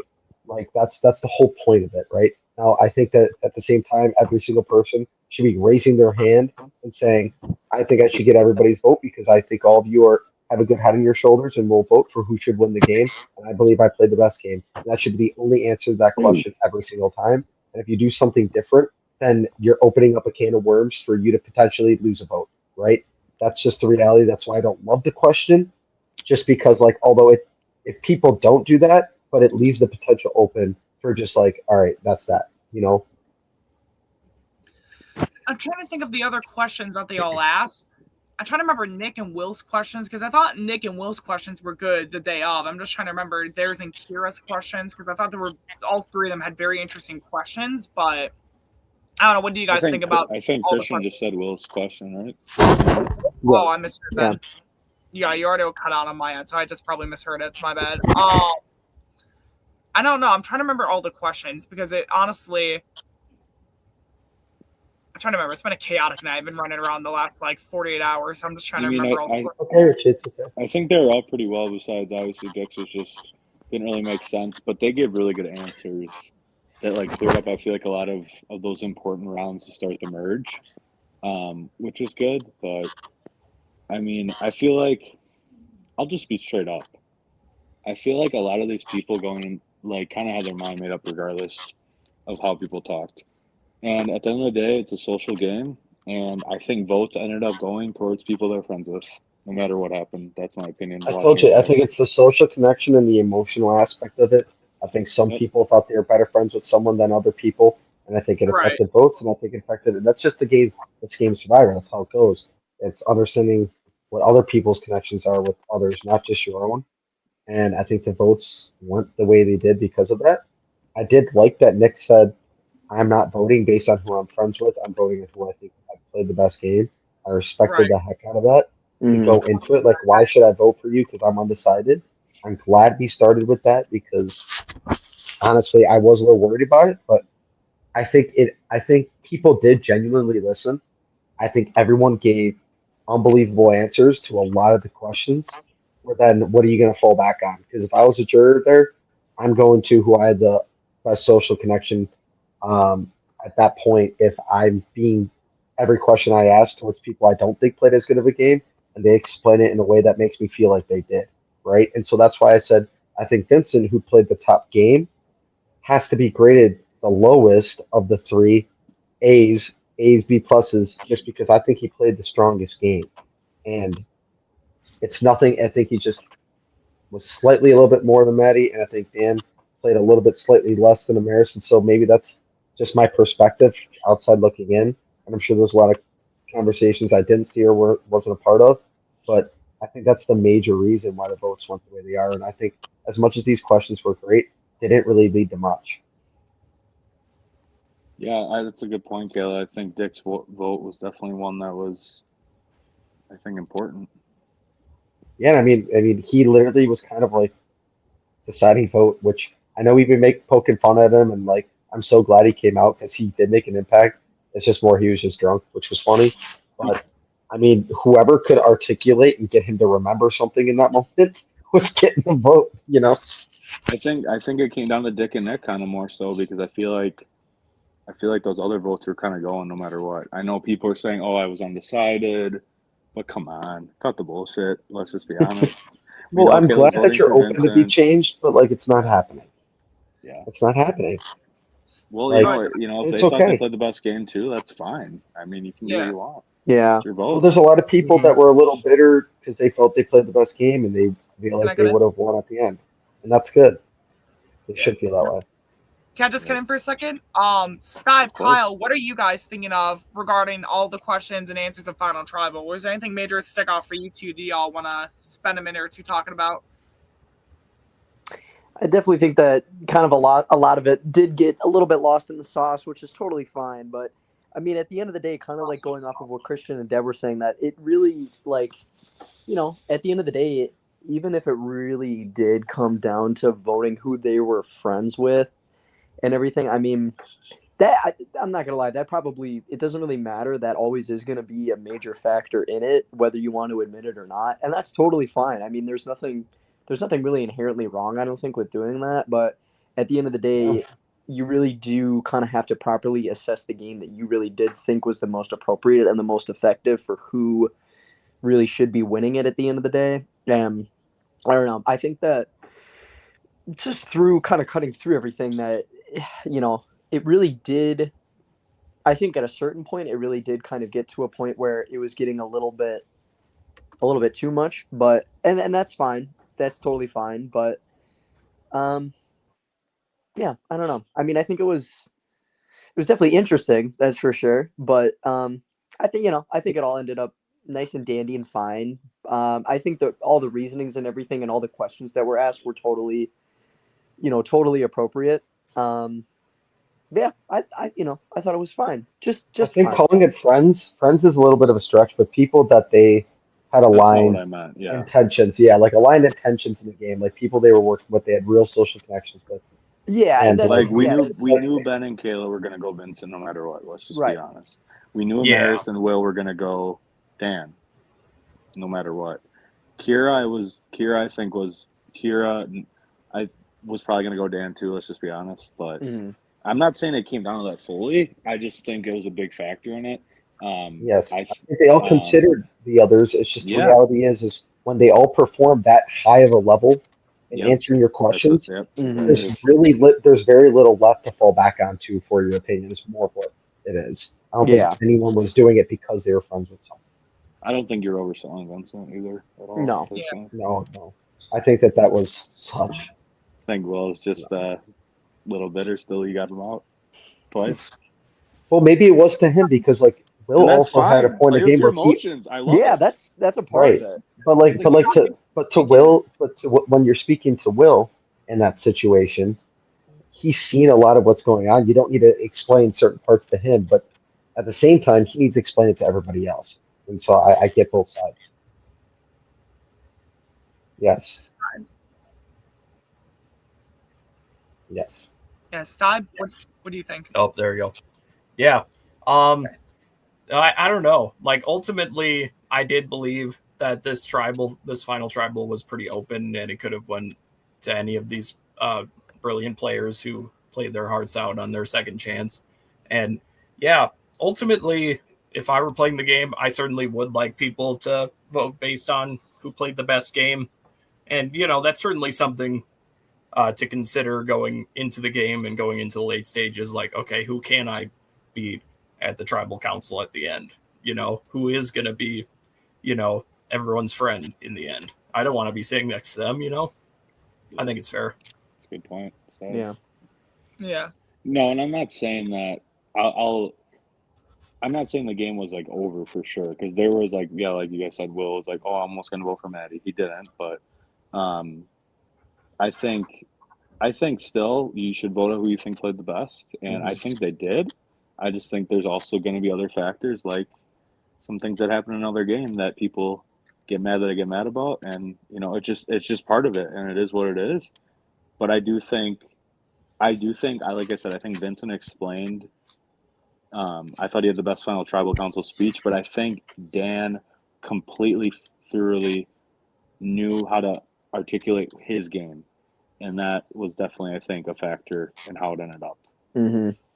I think at the end of the he day, knew exactly how he wanted everything to lay out, and it happened exactly how he wanted it to. So he already had it all planned out, Right. and that's why he kept saying, he's like, I just wanted, this is like one of his answers. He's like, I just wanted Amaris to stay in as long as she could because I knew she'd go up before me, and that's full on the old Jeremy Collins Shield strategy, the great Right. strategy that a lot of people use still, and it worked. Yeah, I mean, I Yeah. would not have been surprised if any of the three would have won.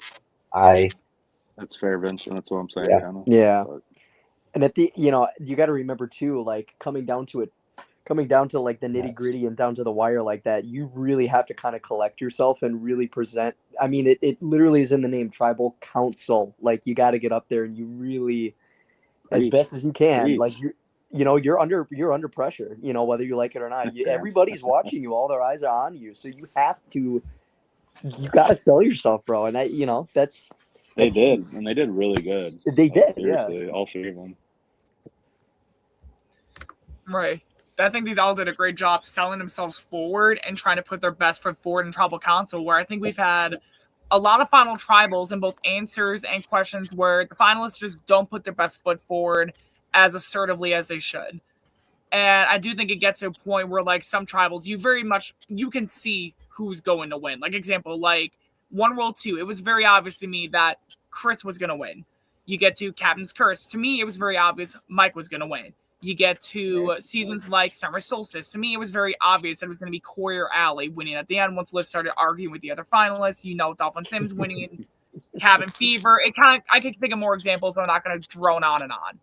But I do think this season, it really was kind of difficult because I think all three of them had a lot of phenomenal moments throughout the entire final tribal that really just helped propel each of their games forward. And I definitely know, and I will definitely get to this later on once we talk about the final vote reveals. I know there were certain people who were very back and forth with their vote and almost changed their votes at the last second, which would have changed a lot.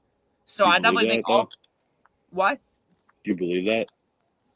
100% I do. I think from what I heard from the jury, from what I was able to hear from the jury, and even talking to them right after as well, like there were a lot of people who were very much up in the air going to Tribal Council. And I think definitely for some people, the answers they gave were very much going to convince them of where they were going to vote, like how they answered their question and how they opened up with Tribal and everything, which I don't know if I would say this is a Tribal Council that was very much, I know last season Conferences Cast, there was very much a discussion where people were saying they didn't want to vote on just final Tribal Council. Borderline is a reaction to Taylor versus Rebecca. Yeah. But I don't think it should just come down to it either. I agree. Right. Yeah. I think Tribal But Council it's is a part of it. part of it. Oh yeah. Mm-hmm. Big part Right, of it. but I don't think this final tribal came down to just final tribal, but I think it definitely helped for sure. I think all three finalists though had a really good standing in final tribal. For sure. Yeah. I'm trying to think if there's any other big things we want to talk about before we go into the reveal that you guys haven't already said. I mean, I have some thoughts. I guess we could do it after the vote reveal, but I have like a question I want to ask everybody, and I really want to hear it too from you guys. Yeah, you can ask that. If That's you want to ask good. it. No, like after. We'll wait. Oh, Yeah, after? yeah, but let's reveal it. Okay. Sorry. Okay, so you guys Good night, want me to Ben. just reveal this what I'm hearing? Yeah. Yeah. Fuck yeah. All right, stop, Kyle. Want to help me another time with the drum roll? I got you. By a vote of 4-3-0, the winner second chance, Dan. Yep, kitty meow. Dan won Survivor Wisconsin 9, second chance by a vote of 4-3-0, with Vince once again and Maddie once again both losing. Vince this time improving by one placement, getting 3 jury votes, triple what he got last time actually. And getting second place, Maddie, unfortunately, I don't want to say she did worse placement wise, but last time she at least got a vote. This time she got no votes, which was sad for Maddie because I think Maddie, as I said earlier, had a really great early game.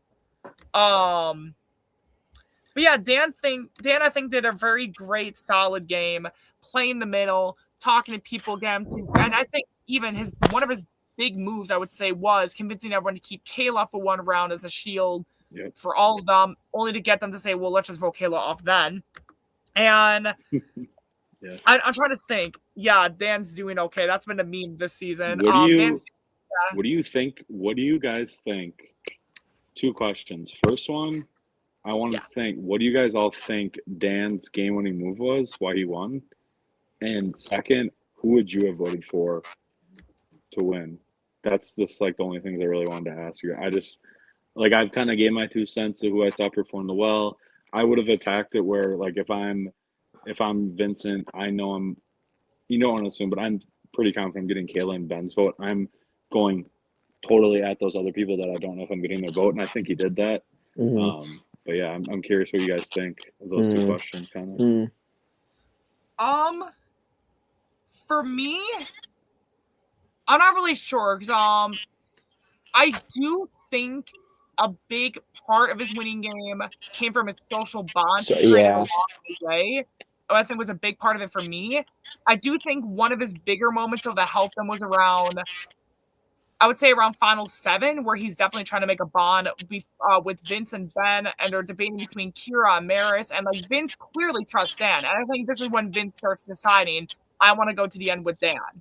Because as you see in Final 6, it's like he says, I'm going to the end with you or Dan and Maddie. And it's more so figuring out who. And then, of course, after Will gets out, you kind of know the trio that's there. So I think Dan establishing trust with Vince, who definitely won out towards the end and had a lot of power as to like what was going on. I think that was a really great moment for Dan within the social game, was just creating that trust with Vincent. So that's what his game-winning move was for me. Of course, I didn't get to see a lot of the game. I was going to say something very similar with it too. I actually, funny enough too, I think it was just before, I don't know, maybe it was like 20-30 minutes before the final reveal, and I kept telling people, I was like, I think I want Dan. Dan is my number one right now. I do remember I kept saying. Could totally see you aligning with Dan in the season, Kyle. Huh? Could totally see you aligning with Dan in the season. Yeah, bro, definitely. I mean, I don't know what it was. Like, I kind of just had a feeling in my bones. Like, whether I kind of knew it was going to come to fruition or not, I don't know. It was just, and then I'll never forget it. I was walking out of the bathroom, and then I heard, and our winner is Dan. And I was so hyped. I was so excited to hear it. And I agree, Richie, 110%. That is exactly what I was going to say. 100% his social game was just on point. And like, I think that, I mean, you obviously as like a player, you want to have a well-rounded game, but like, don't sleep on the social aspect with it, dude. Like that, it really, like, that's a huge part of it. And I really think that, you know, the stars kind of aligned with him and the right puzzle pieces fell into place, I think, just when they really needed to be. And I think that, you know, whether it was by happenstance or whatever it might be, it ended up working out for him. I mean, you know, he won the game. So that's, you know, props to him. Right, exactly. And Kyle, I mean, I think even you were a great example of the social game, considering that when you made the finals and Heroes versus Villains won, your social game and how much everyone loved you was pretty much the reason you almost won against Cody, who I would argue is one of the better winners we've had.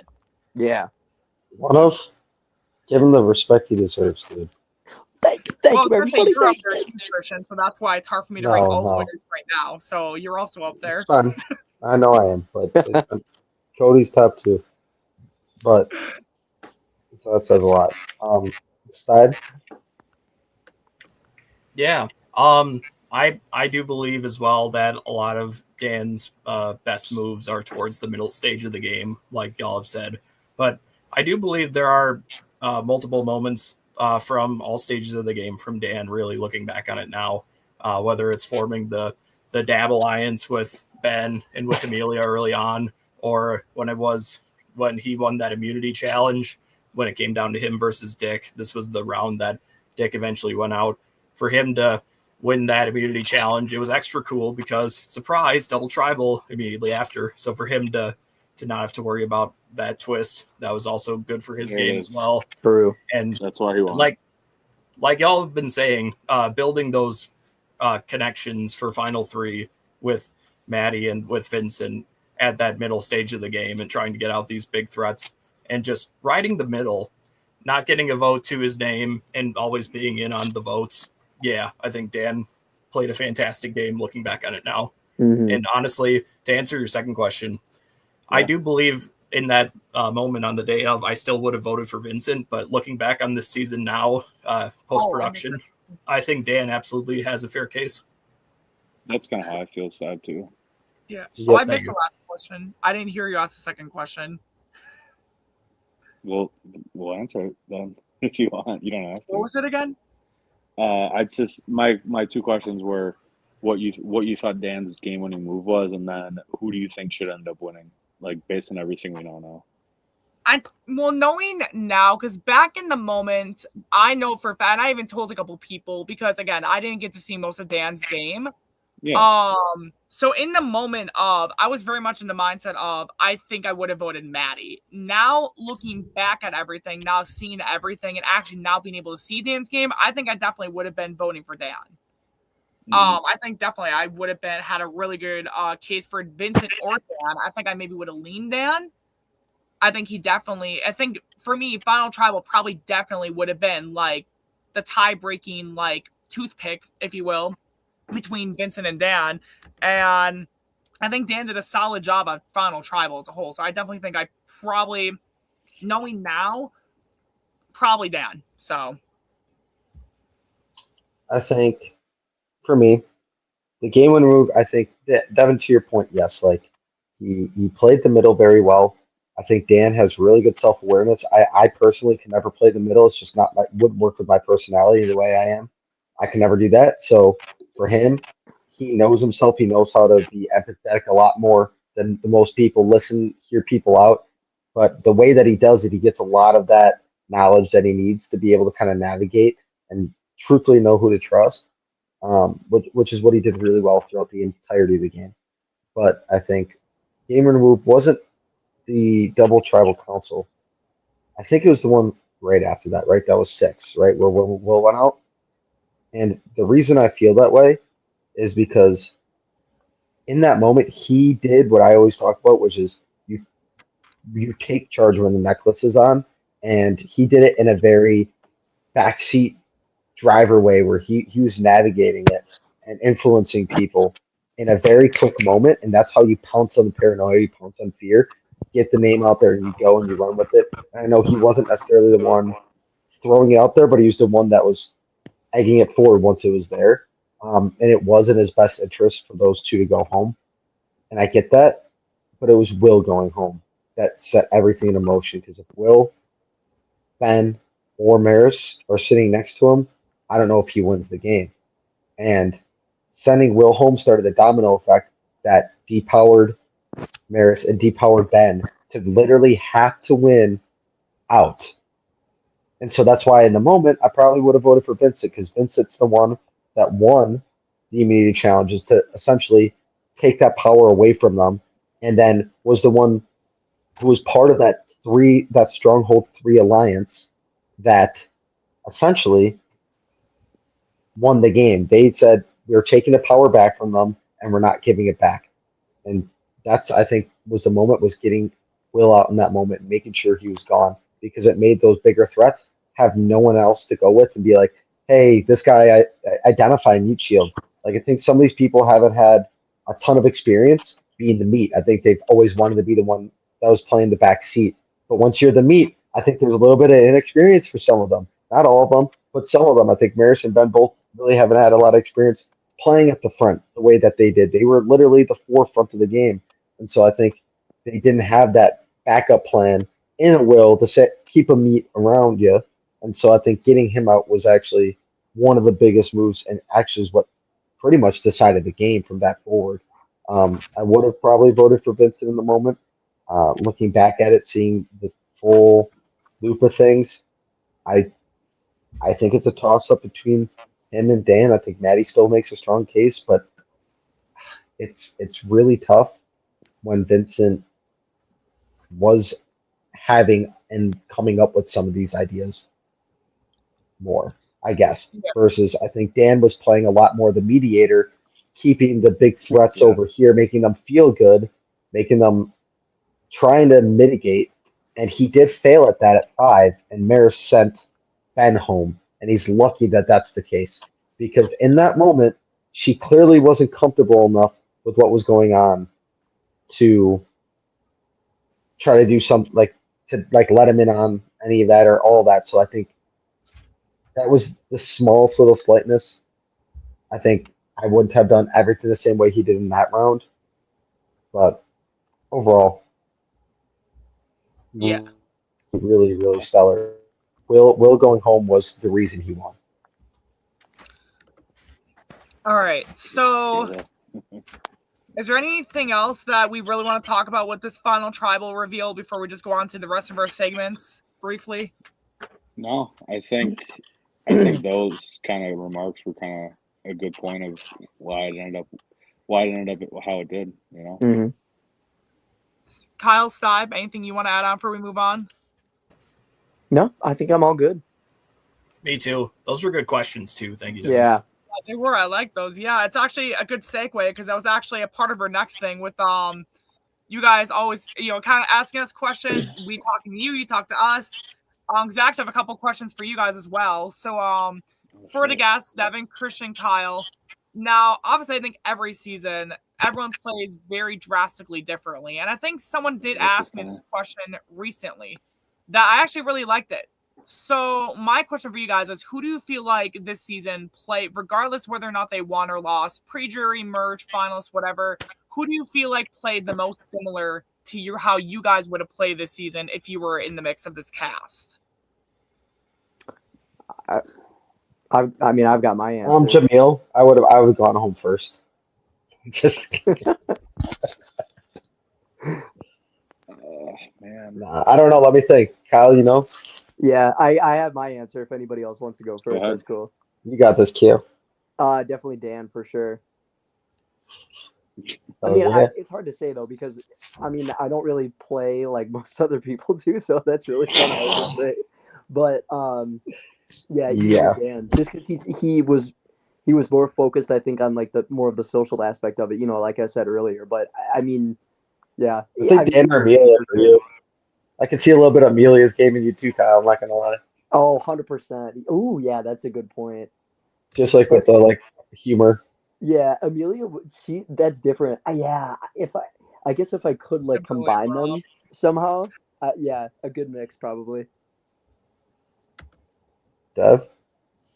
I honestly don't know because I'd probably play similar to like a Ben or like a Kayla, like kind of chaotically, but like it's been so long since when I played and made it that far. It's like I don't know. I play with emotion, so maybe Will actually. I was gonna say Will for you, dude. I'm not Probably gonna Will, lie. yeah. Honestly, probably Will. I don't know if I would have. Yeah, I'll just say Will. I think it's honestly true. Steib? Yeah, I'd say some combination of probably Ben, Vincent, and Dan as far as like riding that fine line between being in control of the game and the votes that are going down, but also like trying to play the middle and also trying to keep your options open for potential votes down the line. I think that's kind of a tough question for me. I think there are some people who are in similar situations to me at times. Right. I don't really know if anyone plays the game a lot like me, to be honest with you. Like, I don't know, Devin. I don't know, like, because I feel like I get chaotic, but there's always reason behind it. I think would have played like Ben more. So like, there's honestly none of us. Like if you had to pick someone, I don't think probably.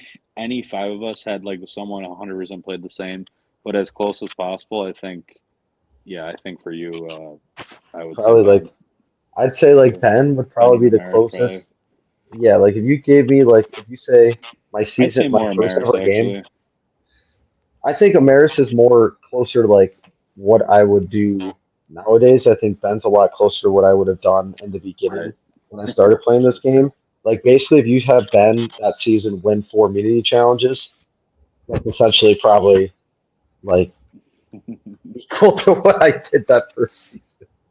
But like just craziness and being extremely pissed when I went out from an idol, stuff like that. Little bit different scenario.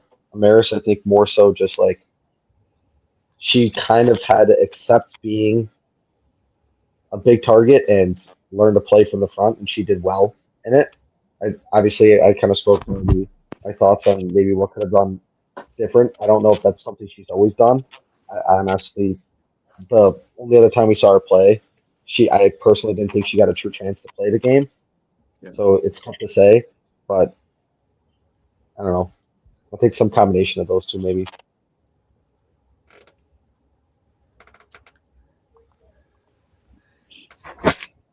All right. Steib, anything else you want to ask or? Yeah.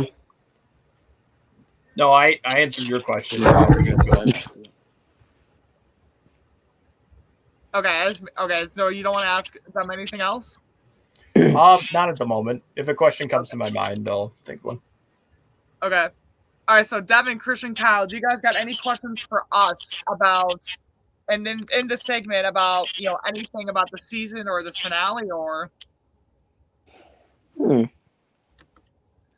Yeah, I always like to kind of surprise people with this to see what they would do in the moment. I don't know. I I was guess just what was gonna your get guys' this, favorite part about this season for you guys? My favorite part, I would have to say, probably the first round, because it was just everyone's so excited to be back. The hype was so up there.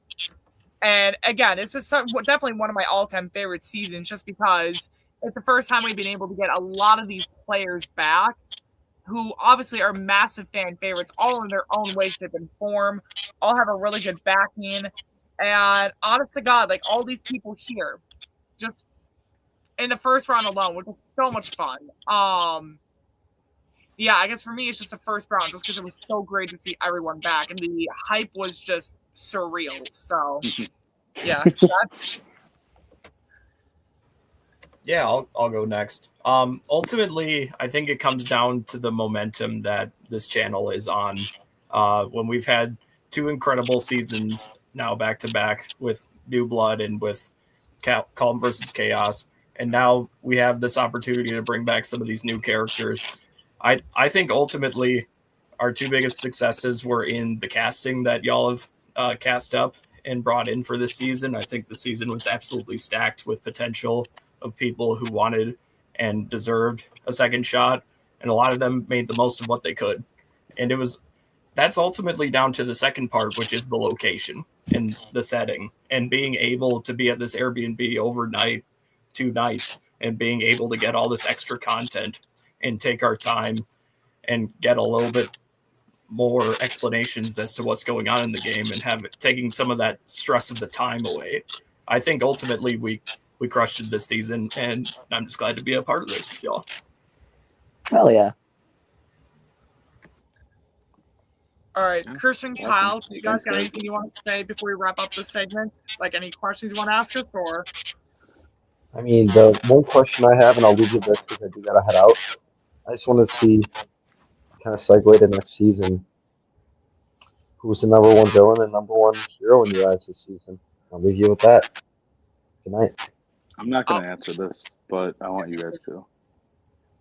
I was gonna say more good night, Christian, give him a closing out for this, but he said it was number one Yeah, hero. we're And running number late. one That's on our end. Sorry.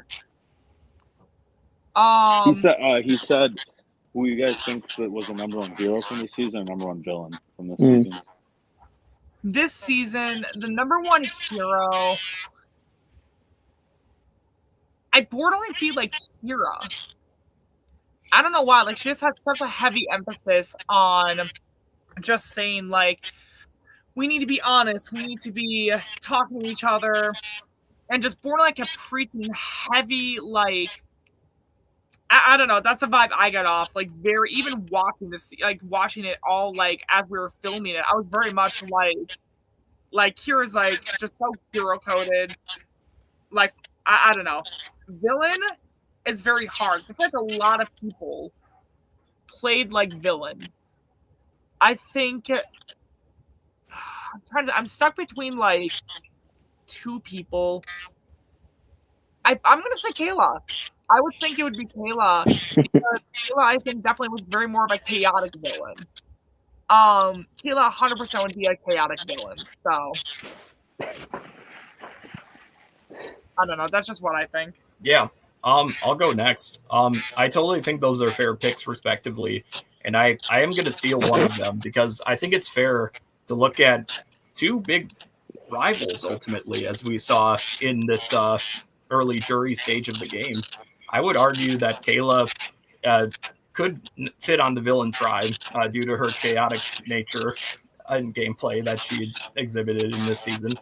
And I do believe that potentially Will could make for a good hero.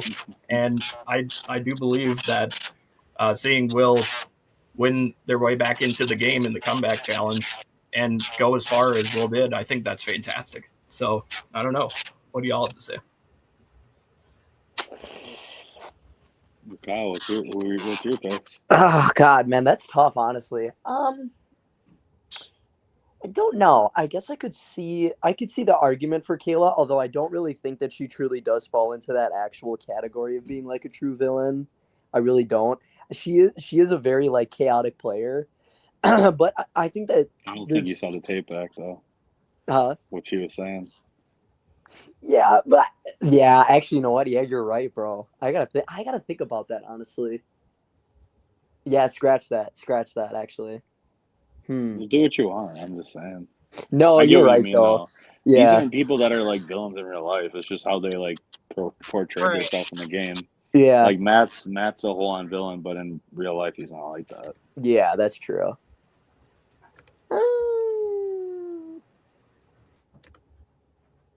I'll go with Kayla. I'm gonna stick with that then. Yeah, I'll stick with Kayla. We love our chaotic girlies, right, Kyle? Yeah, I gotta go with Kayla, and then for biggest hero, I gotta go with Dan. Yeah. I have to go with Dan. That's a very I know that might be a very easy pick for me to say, but that's where my heart's leading me. Fair enough. Yeah, I think like Chris said, actually, I think confessionals do play a factor in it.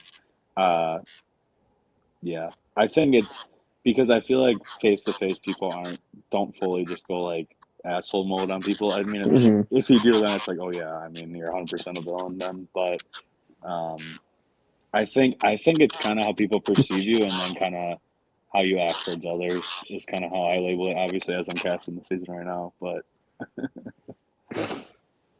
don't want to say too much since you're not revealing the cast for this season ahead of time. Besides the Oh, you don't want to see? You know why we're not? Because we don't want pregame happening. Because it's plus honestly, a lot of the people on the season aren't gonna anyway, so it'll be great. Can't wait.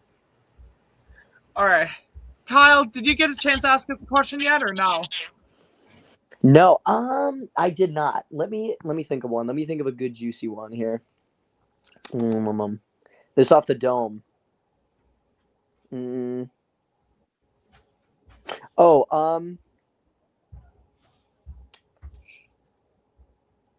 let me think. Oh yeah, I actually did remember what I was gonna say. Did you guys? Because I know that you guys were in it. Well, especially you, Richie. Did you think, like, because it was a little bit of a hectic last second thing. Did you think that there was gonna be any trouble or like any big huge delays of Dick not getting there that night?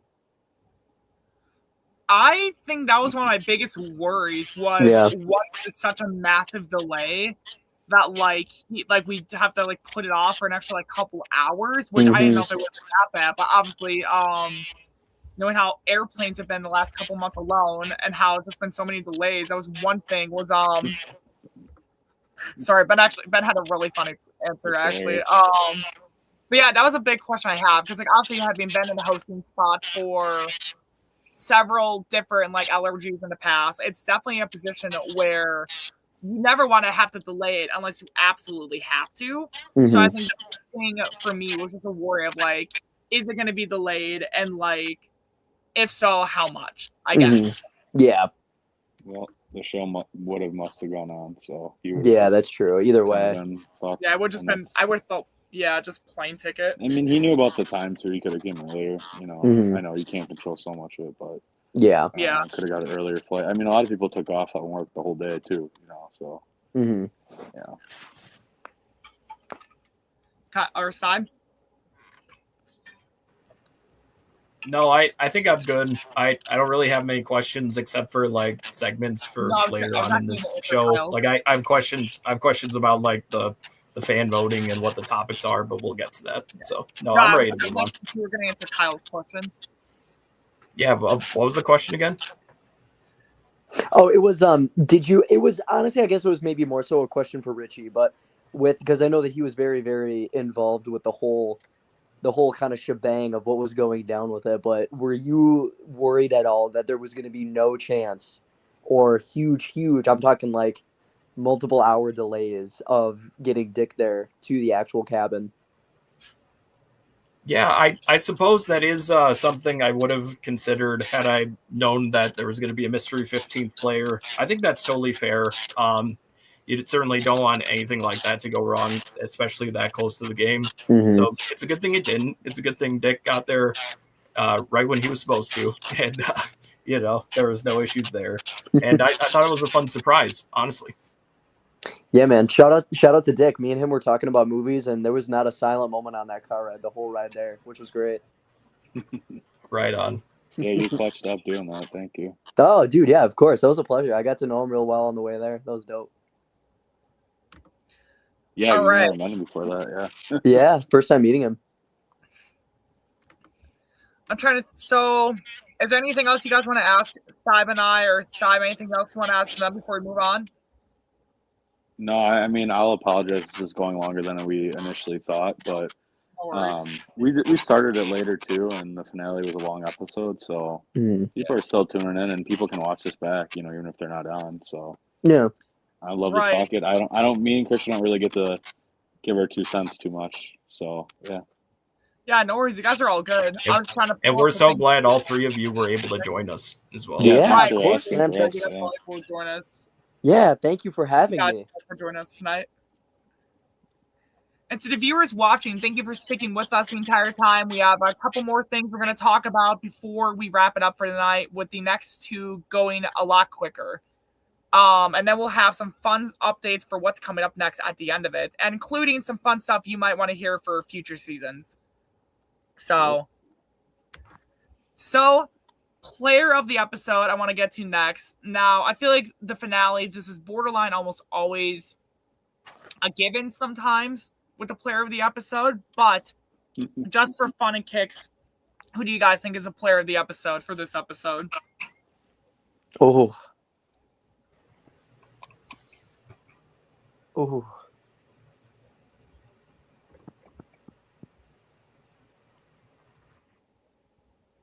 Huh. I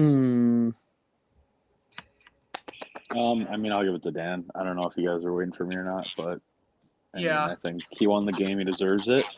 I will clarify that I don't think he won just because of friends. I was just saying I think that's a factor that people use. Yeah. I think, and everyone's kind of friends, but you know what I mean? Like, they were kind of friends before this all happened. But I think Dan deserved it. He gave a great final tribal council speech. He clarified what he did, why he played the way he did. And he's such a cool guy, and it's been great to have him on this LRG. He actually made a testimonial that I'm going to be putting out, so I appreciate that, Dan. I want to send you mine. It's been a good get to get him in this, and you want to root for people like that to win the game, and he deserves it. I think Vincent was a really close second, and it's just tough. Like Maddie again, played super strong, sold her game even better, played way better, but she just got outshined again, and it sucks. But Dan, congrats, man. You deserve it. And I'm happy to have you as a winner in our game. Hell yeah. Yeah, I would borderline have to agree on that.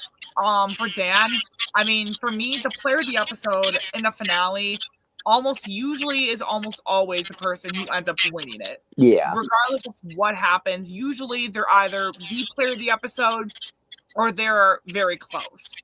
So for me, I definitely have to give it for Dan for very similar reasons. So Yeah. Kyle, Steib? Not to reiterate, but yeah, I mean, obviously Dan. I mean, it's obvious. It kind of is. I mean, it might be a basic bitch take at this point, but who cares? I'm sticking with my heart on this one. Easily Dan, actually, yeah. we had to bring out the sweeps for the winner of the whole season, of course. So yeah, congratulations to Dan Kitty. We're sweeping away to litter now. Congratulations on the win.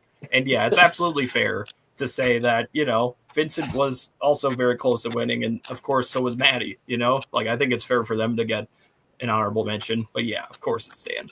Yeah, for sure. Right, exactly. I don't think it's really, again, usually, like I said before, usually the winner is very much the player of the episode, unless it's a very wonky circumstance, but it's very rare if it is. So, like when Erica won 41, probably one of them player of the episode for me, that one. I don't know about Erica, because the thing for me, and I think I went on this in the What If channel I run with Alex, but I feel like 41 was just edited poorly. I think Erica. No, you're right, actually. Sorry. You're right. Yeah.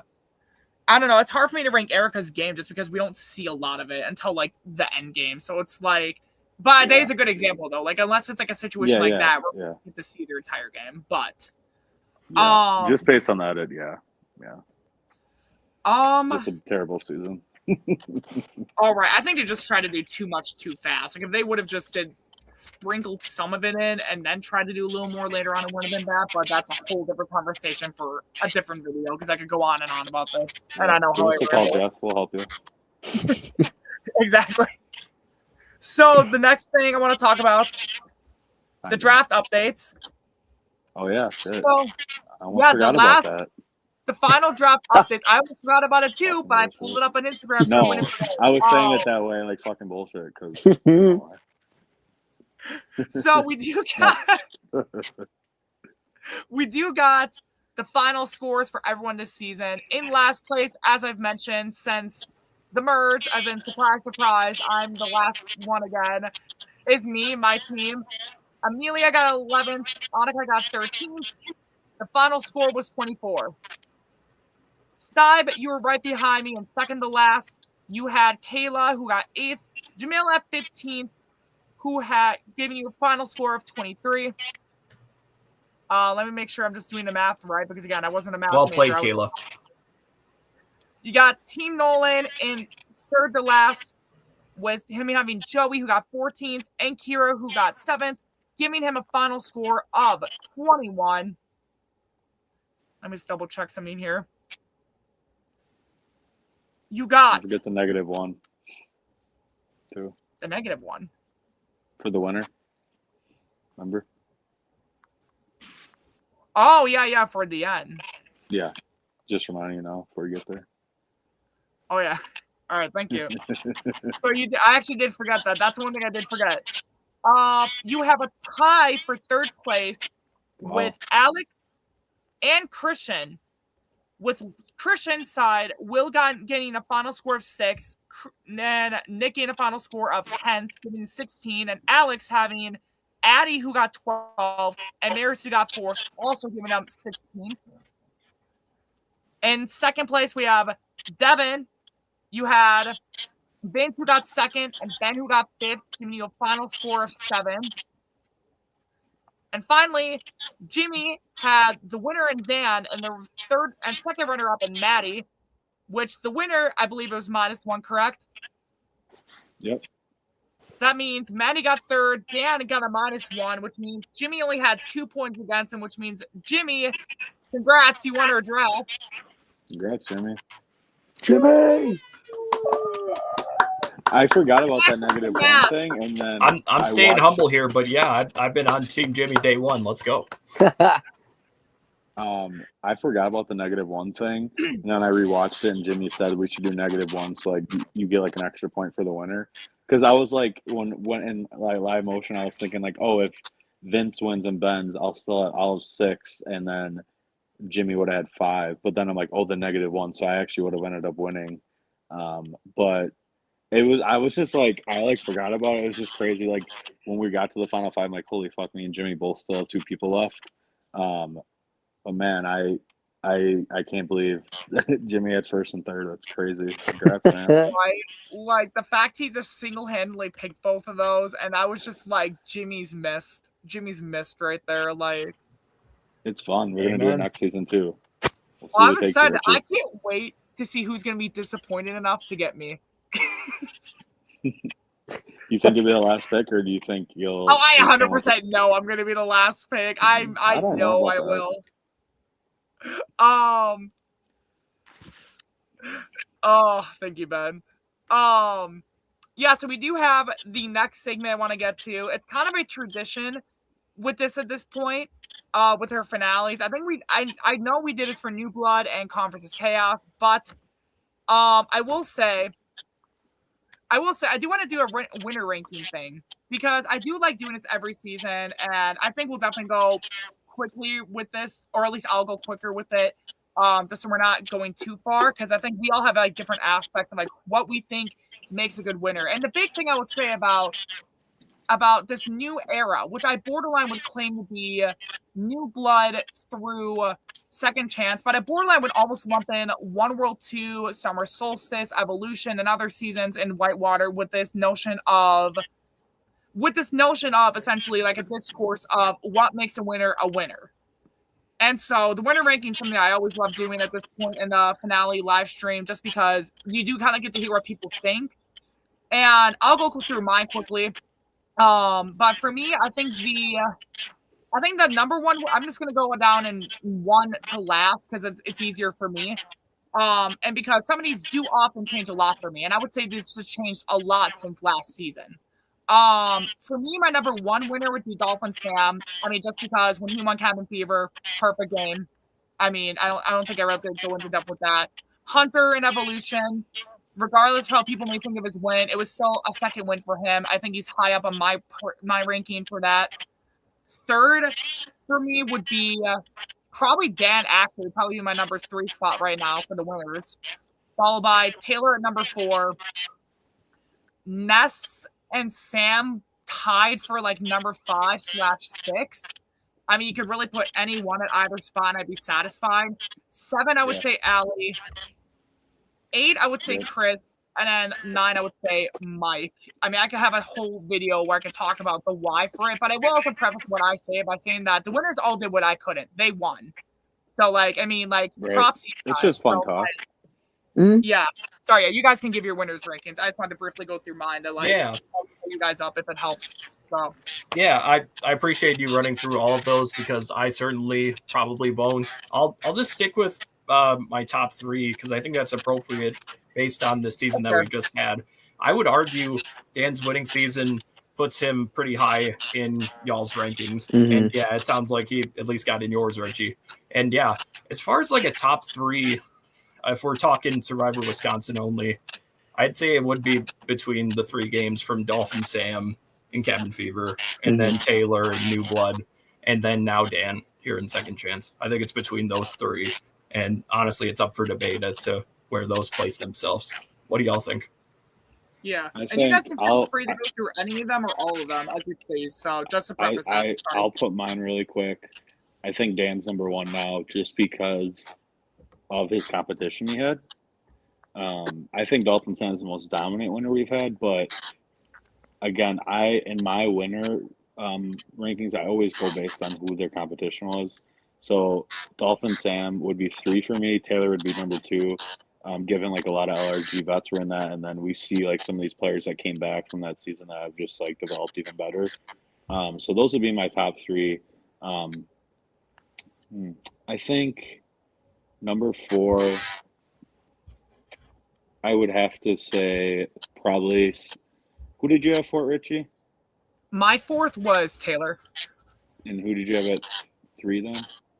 Dan, you said, and 2. Who does he have at 2? I'm just trying to think. I think I'm thinking. No, you're good. My top 4 was in order: Dolphin Sam, Hunter, Dan, and Taylor. Yeah, I'd put Hunter at 4 for me then. So I'd go Dan. Sorry, it's just thinking off the rip. I'd go Dan, Taylor, Dolphin Sam, Hunter. Then I would do Sam again because the competition he had against, whether he should have won or not, people argue. I mean, he beat Vincent, who made it twice now, and Nolan, who had a really strong game. So, and that was the great players that season. I'd put Allie at 9th. I'd put Chris at 8. I'd put Ness at 7, and then Mike. Actually, it's hard to think of. I know it is really hard. Yeah, I would put So I got it now. So it'd be number 1 would be Dan. Number 2 would be Taylor. Number 3 would be Dolphin Sam. Number 4 is Hunter. Number 5, Sam. Number 6 would be Ness because she beat Adam and Darius, two of our best players ever. 7th, I would put Chris. I think Chris and Mike kind of can get swapped, but I think Chris just played a better game than Mike personally. I think he's a better player. I agree with that. Mike, I'll put at 8. I think of the fact that he played good, but no offense to Colton, I didn't think he played a super strong game, and he only won by 1 vote. Kind of shows that maybe a social game wasn't there. And then 9th, I'll put Allie, and it's just the fact that she did get voted off first. I still do factor that in there, and I do think Corey should have won still, and that's just my take. Sorry, I was trying to think of them off the top of my head. No, you're good. I think Allie's a good player. Don't get me wrong, but I just think that was Corey's win, or Connor's if he makes it there. Oh, that's fair. Yeah, Absolutely. Yeah, Kyle? I'll go with my top 3, just like Steib did, if that's okay. Yeah. Go ahead. I'm gonna do.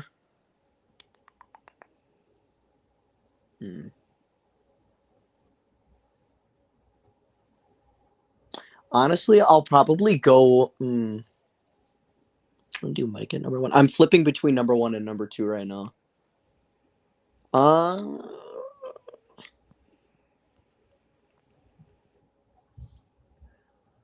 Honestly, I want to go with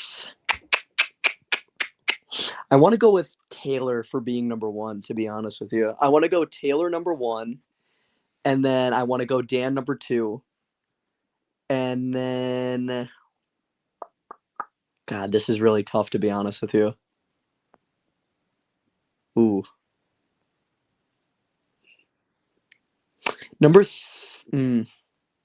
Honestly, this is tough because a lot of these can kind of change, and it's it is hard doing it right off the cuff like this too. Yeah. I was struggling. Yeah, that's really hard, bro. Ooh. This might be controversial, but number 3, I'm gonna go Chris. I mean, I think the season just wasn't like amazing, but I think he played really fucking good. I think He he's a really did. good player. Yeah. Chris? Yeah. Yeah. Silent but deadly. Yeah. Oh God, is that tough? Though? Absolutely. See, but then I'll keep it as that. Yeah, that's fine. I'll keep it as that. I'm sad. No, it's fair. You said Okay, Chris sorry. before, right? My audio cut out. What's that? Yeah, you said Like- Chris, yeah. Okay, Yeah. so I thought I heard that. That's when my audio cut out for half a second. I was like, wait a minute. Yeah, no, you heard that right, Rich. Okay, cool. Yeah, no, Wait a obviously, minute. Something ain't right. no, it's like Dave Vaughn and Big Brother. Like, wait a damn minute. I love Dave Vaughn. You should say that next season. I should. I'll find a way to work When you it have an in idol somehow. play. I have a couple very special speeches already prepped that I want to make to people who I know or I shouldn't say I know, I assume I'll be seeing, just given what Okay. I've heard in like the last 2 years. Yeah, but Kyle, is there anything else you wanted to add on to your rankings, or were you done with that there? No worries if you are. Like, I know I just sprung this up on you guys, but it's a thing I always like to kind of add in. Yeah, I mean, obviously, No, I knew you were Dolphin gonna Sam ask it. yeah, Dolphin Sam would obviously be in there as well too, but just to kind of switch it up a little bit, I guess. Yeah, that's fine. I'm happy with it. For off the cuff, I'm happy with it. I like Right, it. no, and definitely I like that we were able to like actually have this, like, because again, like I said, I love being able to have this discourse of like what makes a winner a winner, and the competition part of it is something I actually did not think of either with that at all. So maybe that could even change my rankings in the future. So I'm really glad that Devin, you also brought that up into the mix, because that's something I didn't always think into. So Kyle, Steib, as always, great rankings. Thank you. Thank like you. those. And yeah, Yeah, those are that good. is certainly something to consider, because I mean the competition has stepped up in our last 3 seasons. So yeah, I Totally. think we're Well, justified. that's like next season. I mean, I think the competition will be even stiffer. So I think whoever wins that, unless Yeah. they just kind of don't, there Mhm. might be a default one, unless they're just. I mean, you Right. can win it and not be strong, but I think to win a season like that, you got to play fucking strong. Yeah, I can't you got to wait. Agreed. at least Can't wait to see who one comes out on aspect of your top. game has to be locked in. Yeah. Right? Oh, 100%. Yeah, like this is 100% like if we ever went back to doing like a couple videos where like I know we did last one we did, I think it was a couple of years ago after Evolution, but kind of like a fun little video of like a ranking like a rankings thing, like a full video where we go more into depth with that. That would be so much fun to do if we ever do that again soon. But I think that's that'd be something fun to do after 10's done, probably. Yeah. oh yeah, probably Yeah, would be better. totally. Yeah. Yeah, I do know it'd be fun. I forgot if I mentioned this before, but I think I said the last couple live streams. I think it would be so much fun as well to get like a big not like a good majority of the winners from Wisconsin and have them kind of like almost like not platform, but like a panel where they almost debate like what makes a winner as well. Which I mean, maybe that would be better after 10, but I also think it'd be really fun before 10 to create hype for it. But who really knows? Yeah. But that's something I think I may or may not have said, but I keep forgetting if I did or not. It's been a long month. But yeah, I'm gonna go through viewer questions. If you guys have questions, we're gonna open it up for the next 5 minutes and then cut it off because we've been going on for a long while now. So if you guys have questions, put them in now. If we don't get anything in the next minute and a half, then I'm just going to cut the live question part then. So we're not staying here all night. But if you guys do have questions, please start asking them. We'd love to hear you guys. I feel like there was some like throughout we kind of just like we're like or like just kind of too. Possibly, so, yeah. I do know. Probably played it. Sometimes it'll like yeah, no, sometimes it like there's a random comment that will flag as a question, but it won't be a question, which I've seen that like multiple times. And I'm like, that is not a question, StreamYard. Like that is not Let's get the spray about. I remember Trinity said something at me like this is the question for later. It was more so a joke. She said something about how does Devin feel? Is Devin's why are you still mad or are you still mad about Byron or something and something else? I mean I missed my question then. It was like early. I mean it's I don't know if I'm even gonna answer that really. I mean she's just trying to get me to get mad kinda. I assume Trinity's asking you know just my for thoughts fun. on Byron. Yeah, we know my thoughts. If it wasn't 2 weeks beforehand, I wouldn't care. That's all I'll say. I'll leave it at that. Oh, here, Dan put it in. She wanted to know if you regret not drafting me because of Byron. Yeah, I do regret that because that was a factor because I heard all this shit that happened in there. And I knew all these people were gonna. There's some people in the game that didn't let it affect. There was some like did. I think I'll just reveal it now. I think there were some points when Kayla went for Will that she brought up stuff about Byron, like how he made it far in there, and I had to cut a lot of it out because I didn't want that to be the factor why she got out because of another game kind of thing. But no, I thought Dan was just going to be a huge threat. People were going to get out because of that.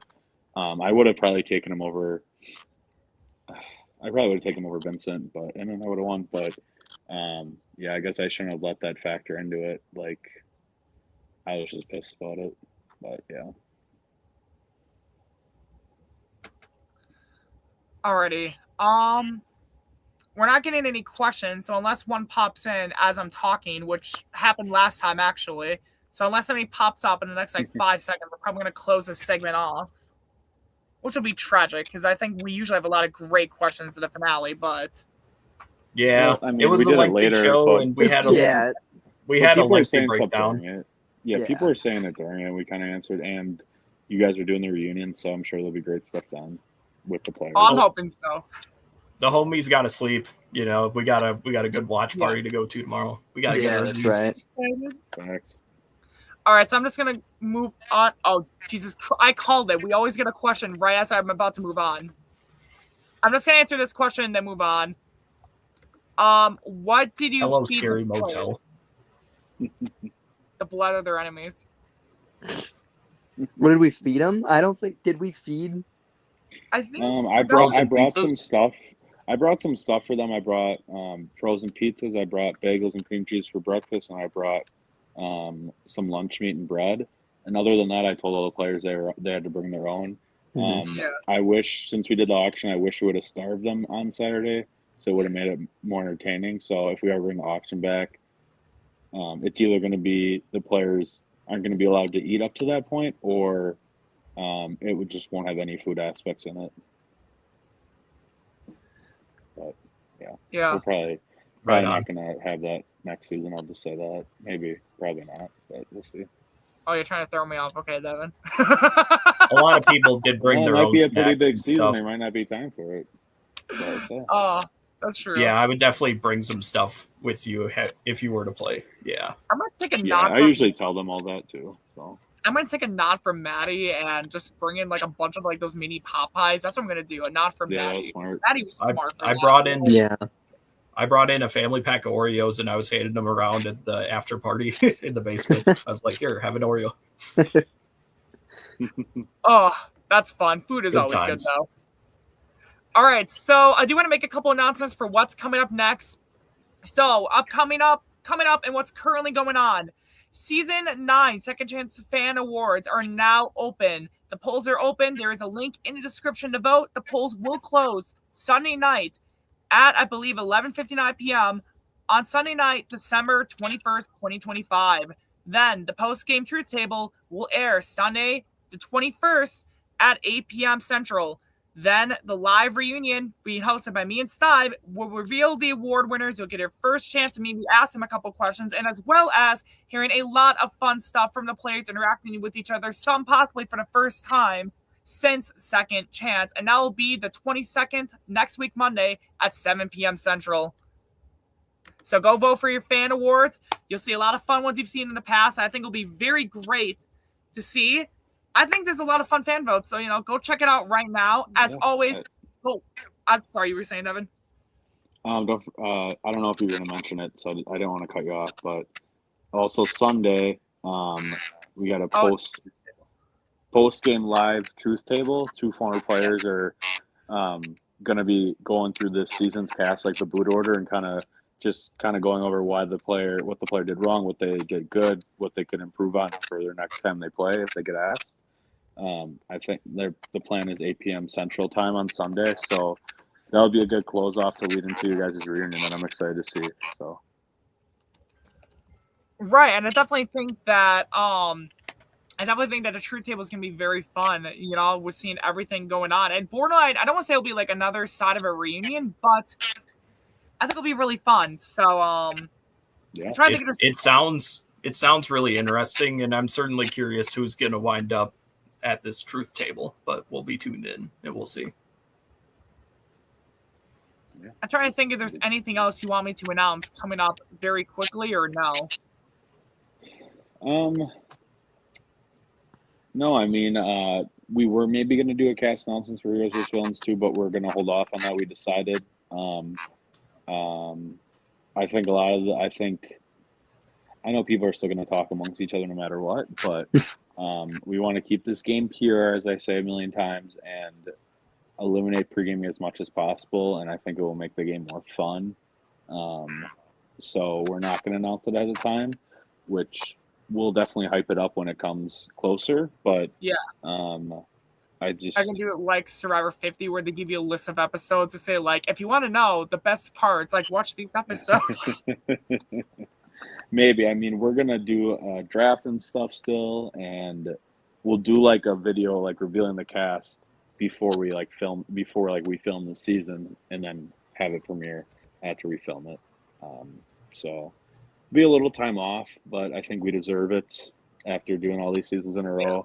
It's only really a month off in between, and then we're back at it. So, right. Honestly, I'll be honest, I kind of need a break. I'm a little burnt out from all the editing of, pretty much 4 seasons in like 9 months. So, yeah. Right. I mean, it's really year. good though. No, it's been fun, and I don't regret any of it. It's been freaking awesome where we're at now, but I need a little bit of break before, and I just want more time to plan this season because this is really important to me and Christian. Honor the past and present. Is there anything else you want me to announce regarding anything after 10? Oh yeah. And we'll post this on Instagram tomorrow, since I don't know if anyone will be watching this, but right now. But next summer, so we have season 11 and 12, May 30th and August 15th, I believe, are the dates. And we already started casting people for 11. People have already applied. And then we kind of paused applications, and now we're going to be reopening them tomorrow. Tomorrow afternoon, I'll reopen them and do a little post about that and get some more interest. And if you're watching this and you want to apply. And 11's starting to fill in a bit more, but there's still opportunities for 12. And I will just say this, and I'll say this in the video tomorrow. I'll post with the application is if you are a female interested in playing, you will have definitely a better shot at getting on, because we're always looking. That's always kind of our hiccup, is not getting a ton, and we haven't had a ton so far. But we only had it open for a couple weeks before, so I'm hoping we'll get enough to get it close to even. I want it to be even, but I know that's maybe unlikely. So if we can get as close as possible, that'd be awesome. But I can't wait for those seasons, because that's really what honestly grew this. Is the more new people we get involved, the higher the viewership goes up, the higher the community grows, and just will create more fun down the road with more people that haven't played with each other in these games, or at least ours, which will just be fun to see on the screen and in Airbnb or wherever. Yeah. Amen. Yeah, hell It's yeah. been Did great you see my story being the a other part. day? You see where you can sit? Come on. The Bucks tickets. That's insane. Right? It's been a great year for us on this channel, and I'm glad to be a part of it. But yeah, it's a well-earned off season. We're going to enjoy our little break here for sure. I Absolutely. wonder Right. if Kara will use drinks on Devin tomorrow, folks. Whoa. I was about to say, yeah, About 'cause that. I would really argue that this has probably been the best year for our channel and our Survivor Series as a whole. So for Yeah, ourselves 100%. and for everyone here and everyone watching, thank you for everyone for helping it keep going so far. So we got more fun Yep, planned, thank right? you guys for all you did. Appreciate it. Yeah, absolutely, you guys. Hell yeah, Thank we you. killed That it. was a blast. Oh yeah, many more to come, but we just need a little break for you, Richie, with fucking playing. Can't wait to see you out there. Oh my gosh, watch this end like Midwestern all over again. I'm already calling it now. I'm making my prediction now. The anxiety is starting.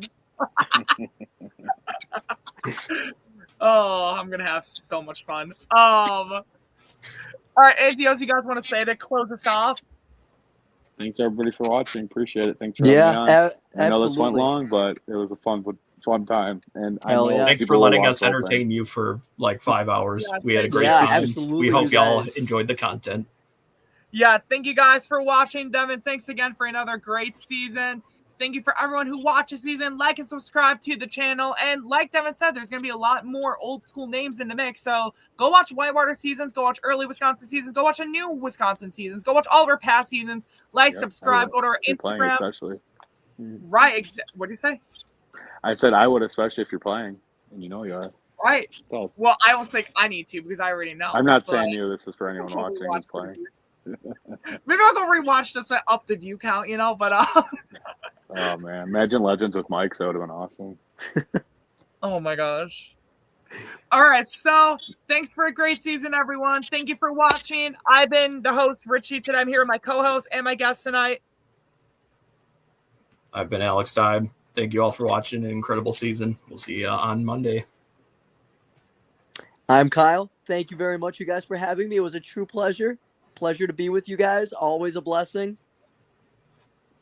And I'm Devin, aka not Uncle Jay, but Jeff. Sorry, 49. Not buying that shit. Thanks for watching, guys. Appreciate for having me on. Yeah, of course. Thanks for coming on tonight. And thank you, everyone, for watching this entire time. We will see you guys on Sunday and Monday. Go vote. Yeah, go vote. Go vote. Good Woo. good See work you later, and guys. good game.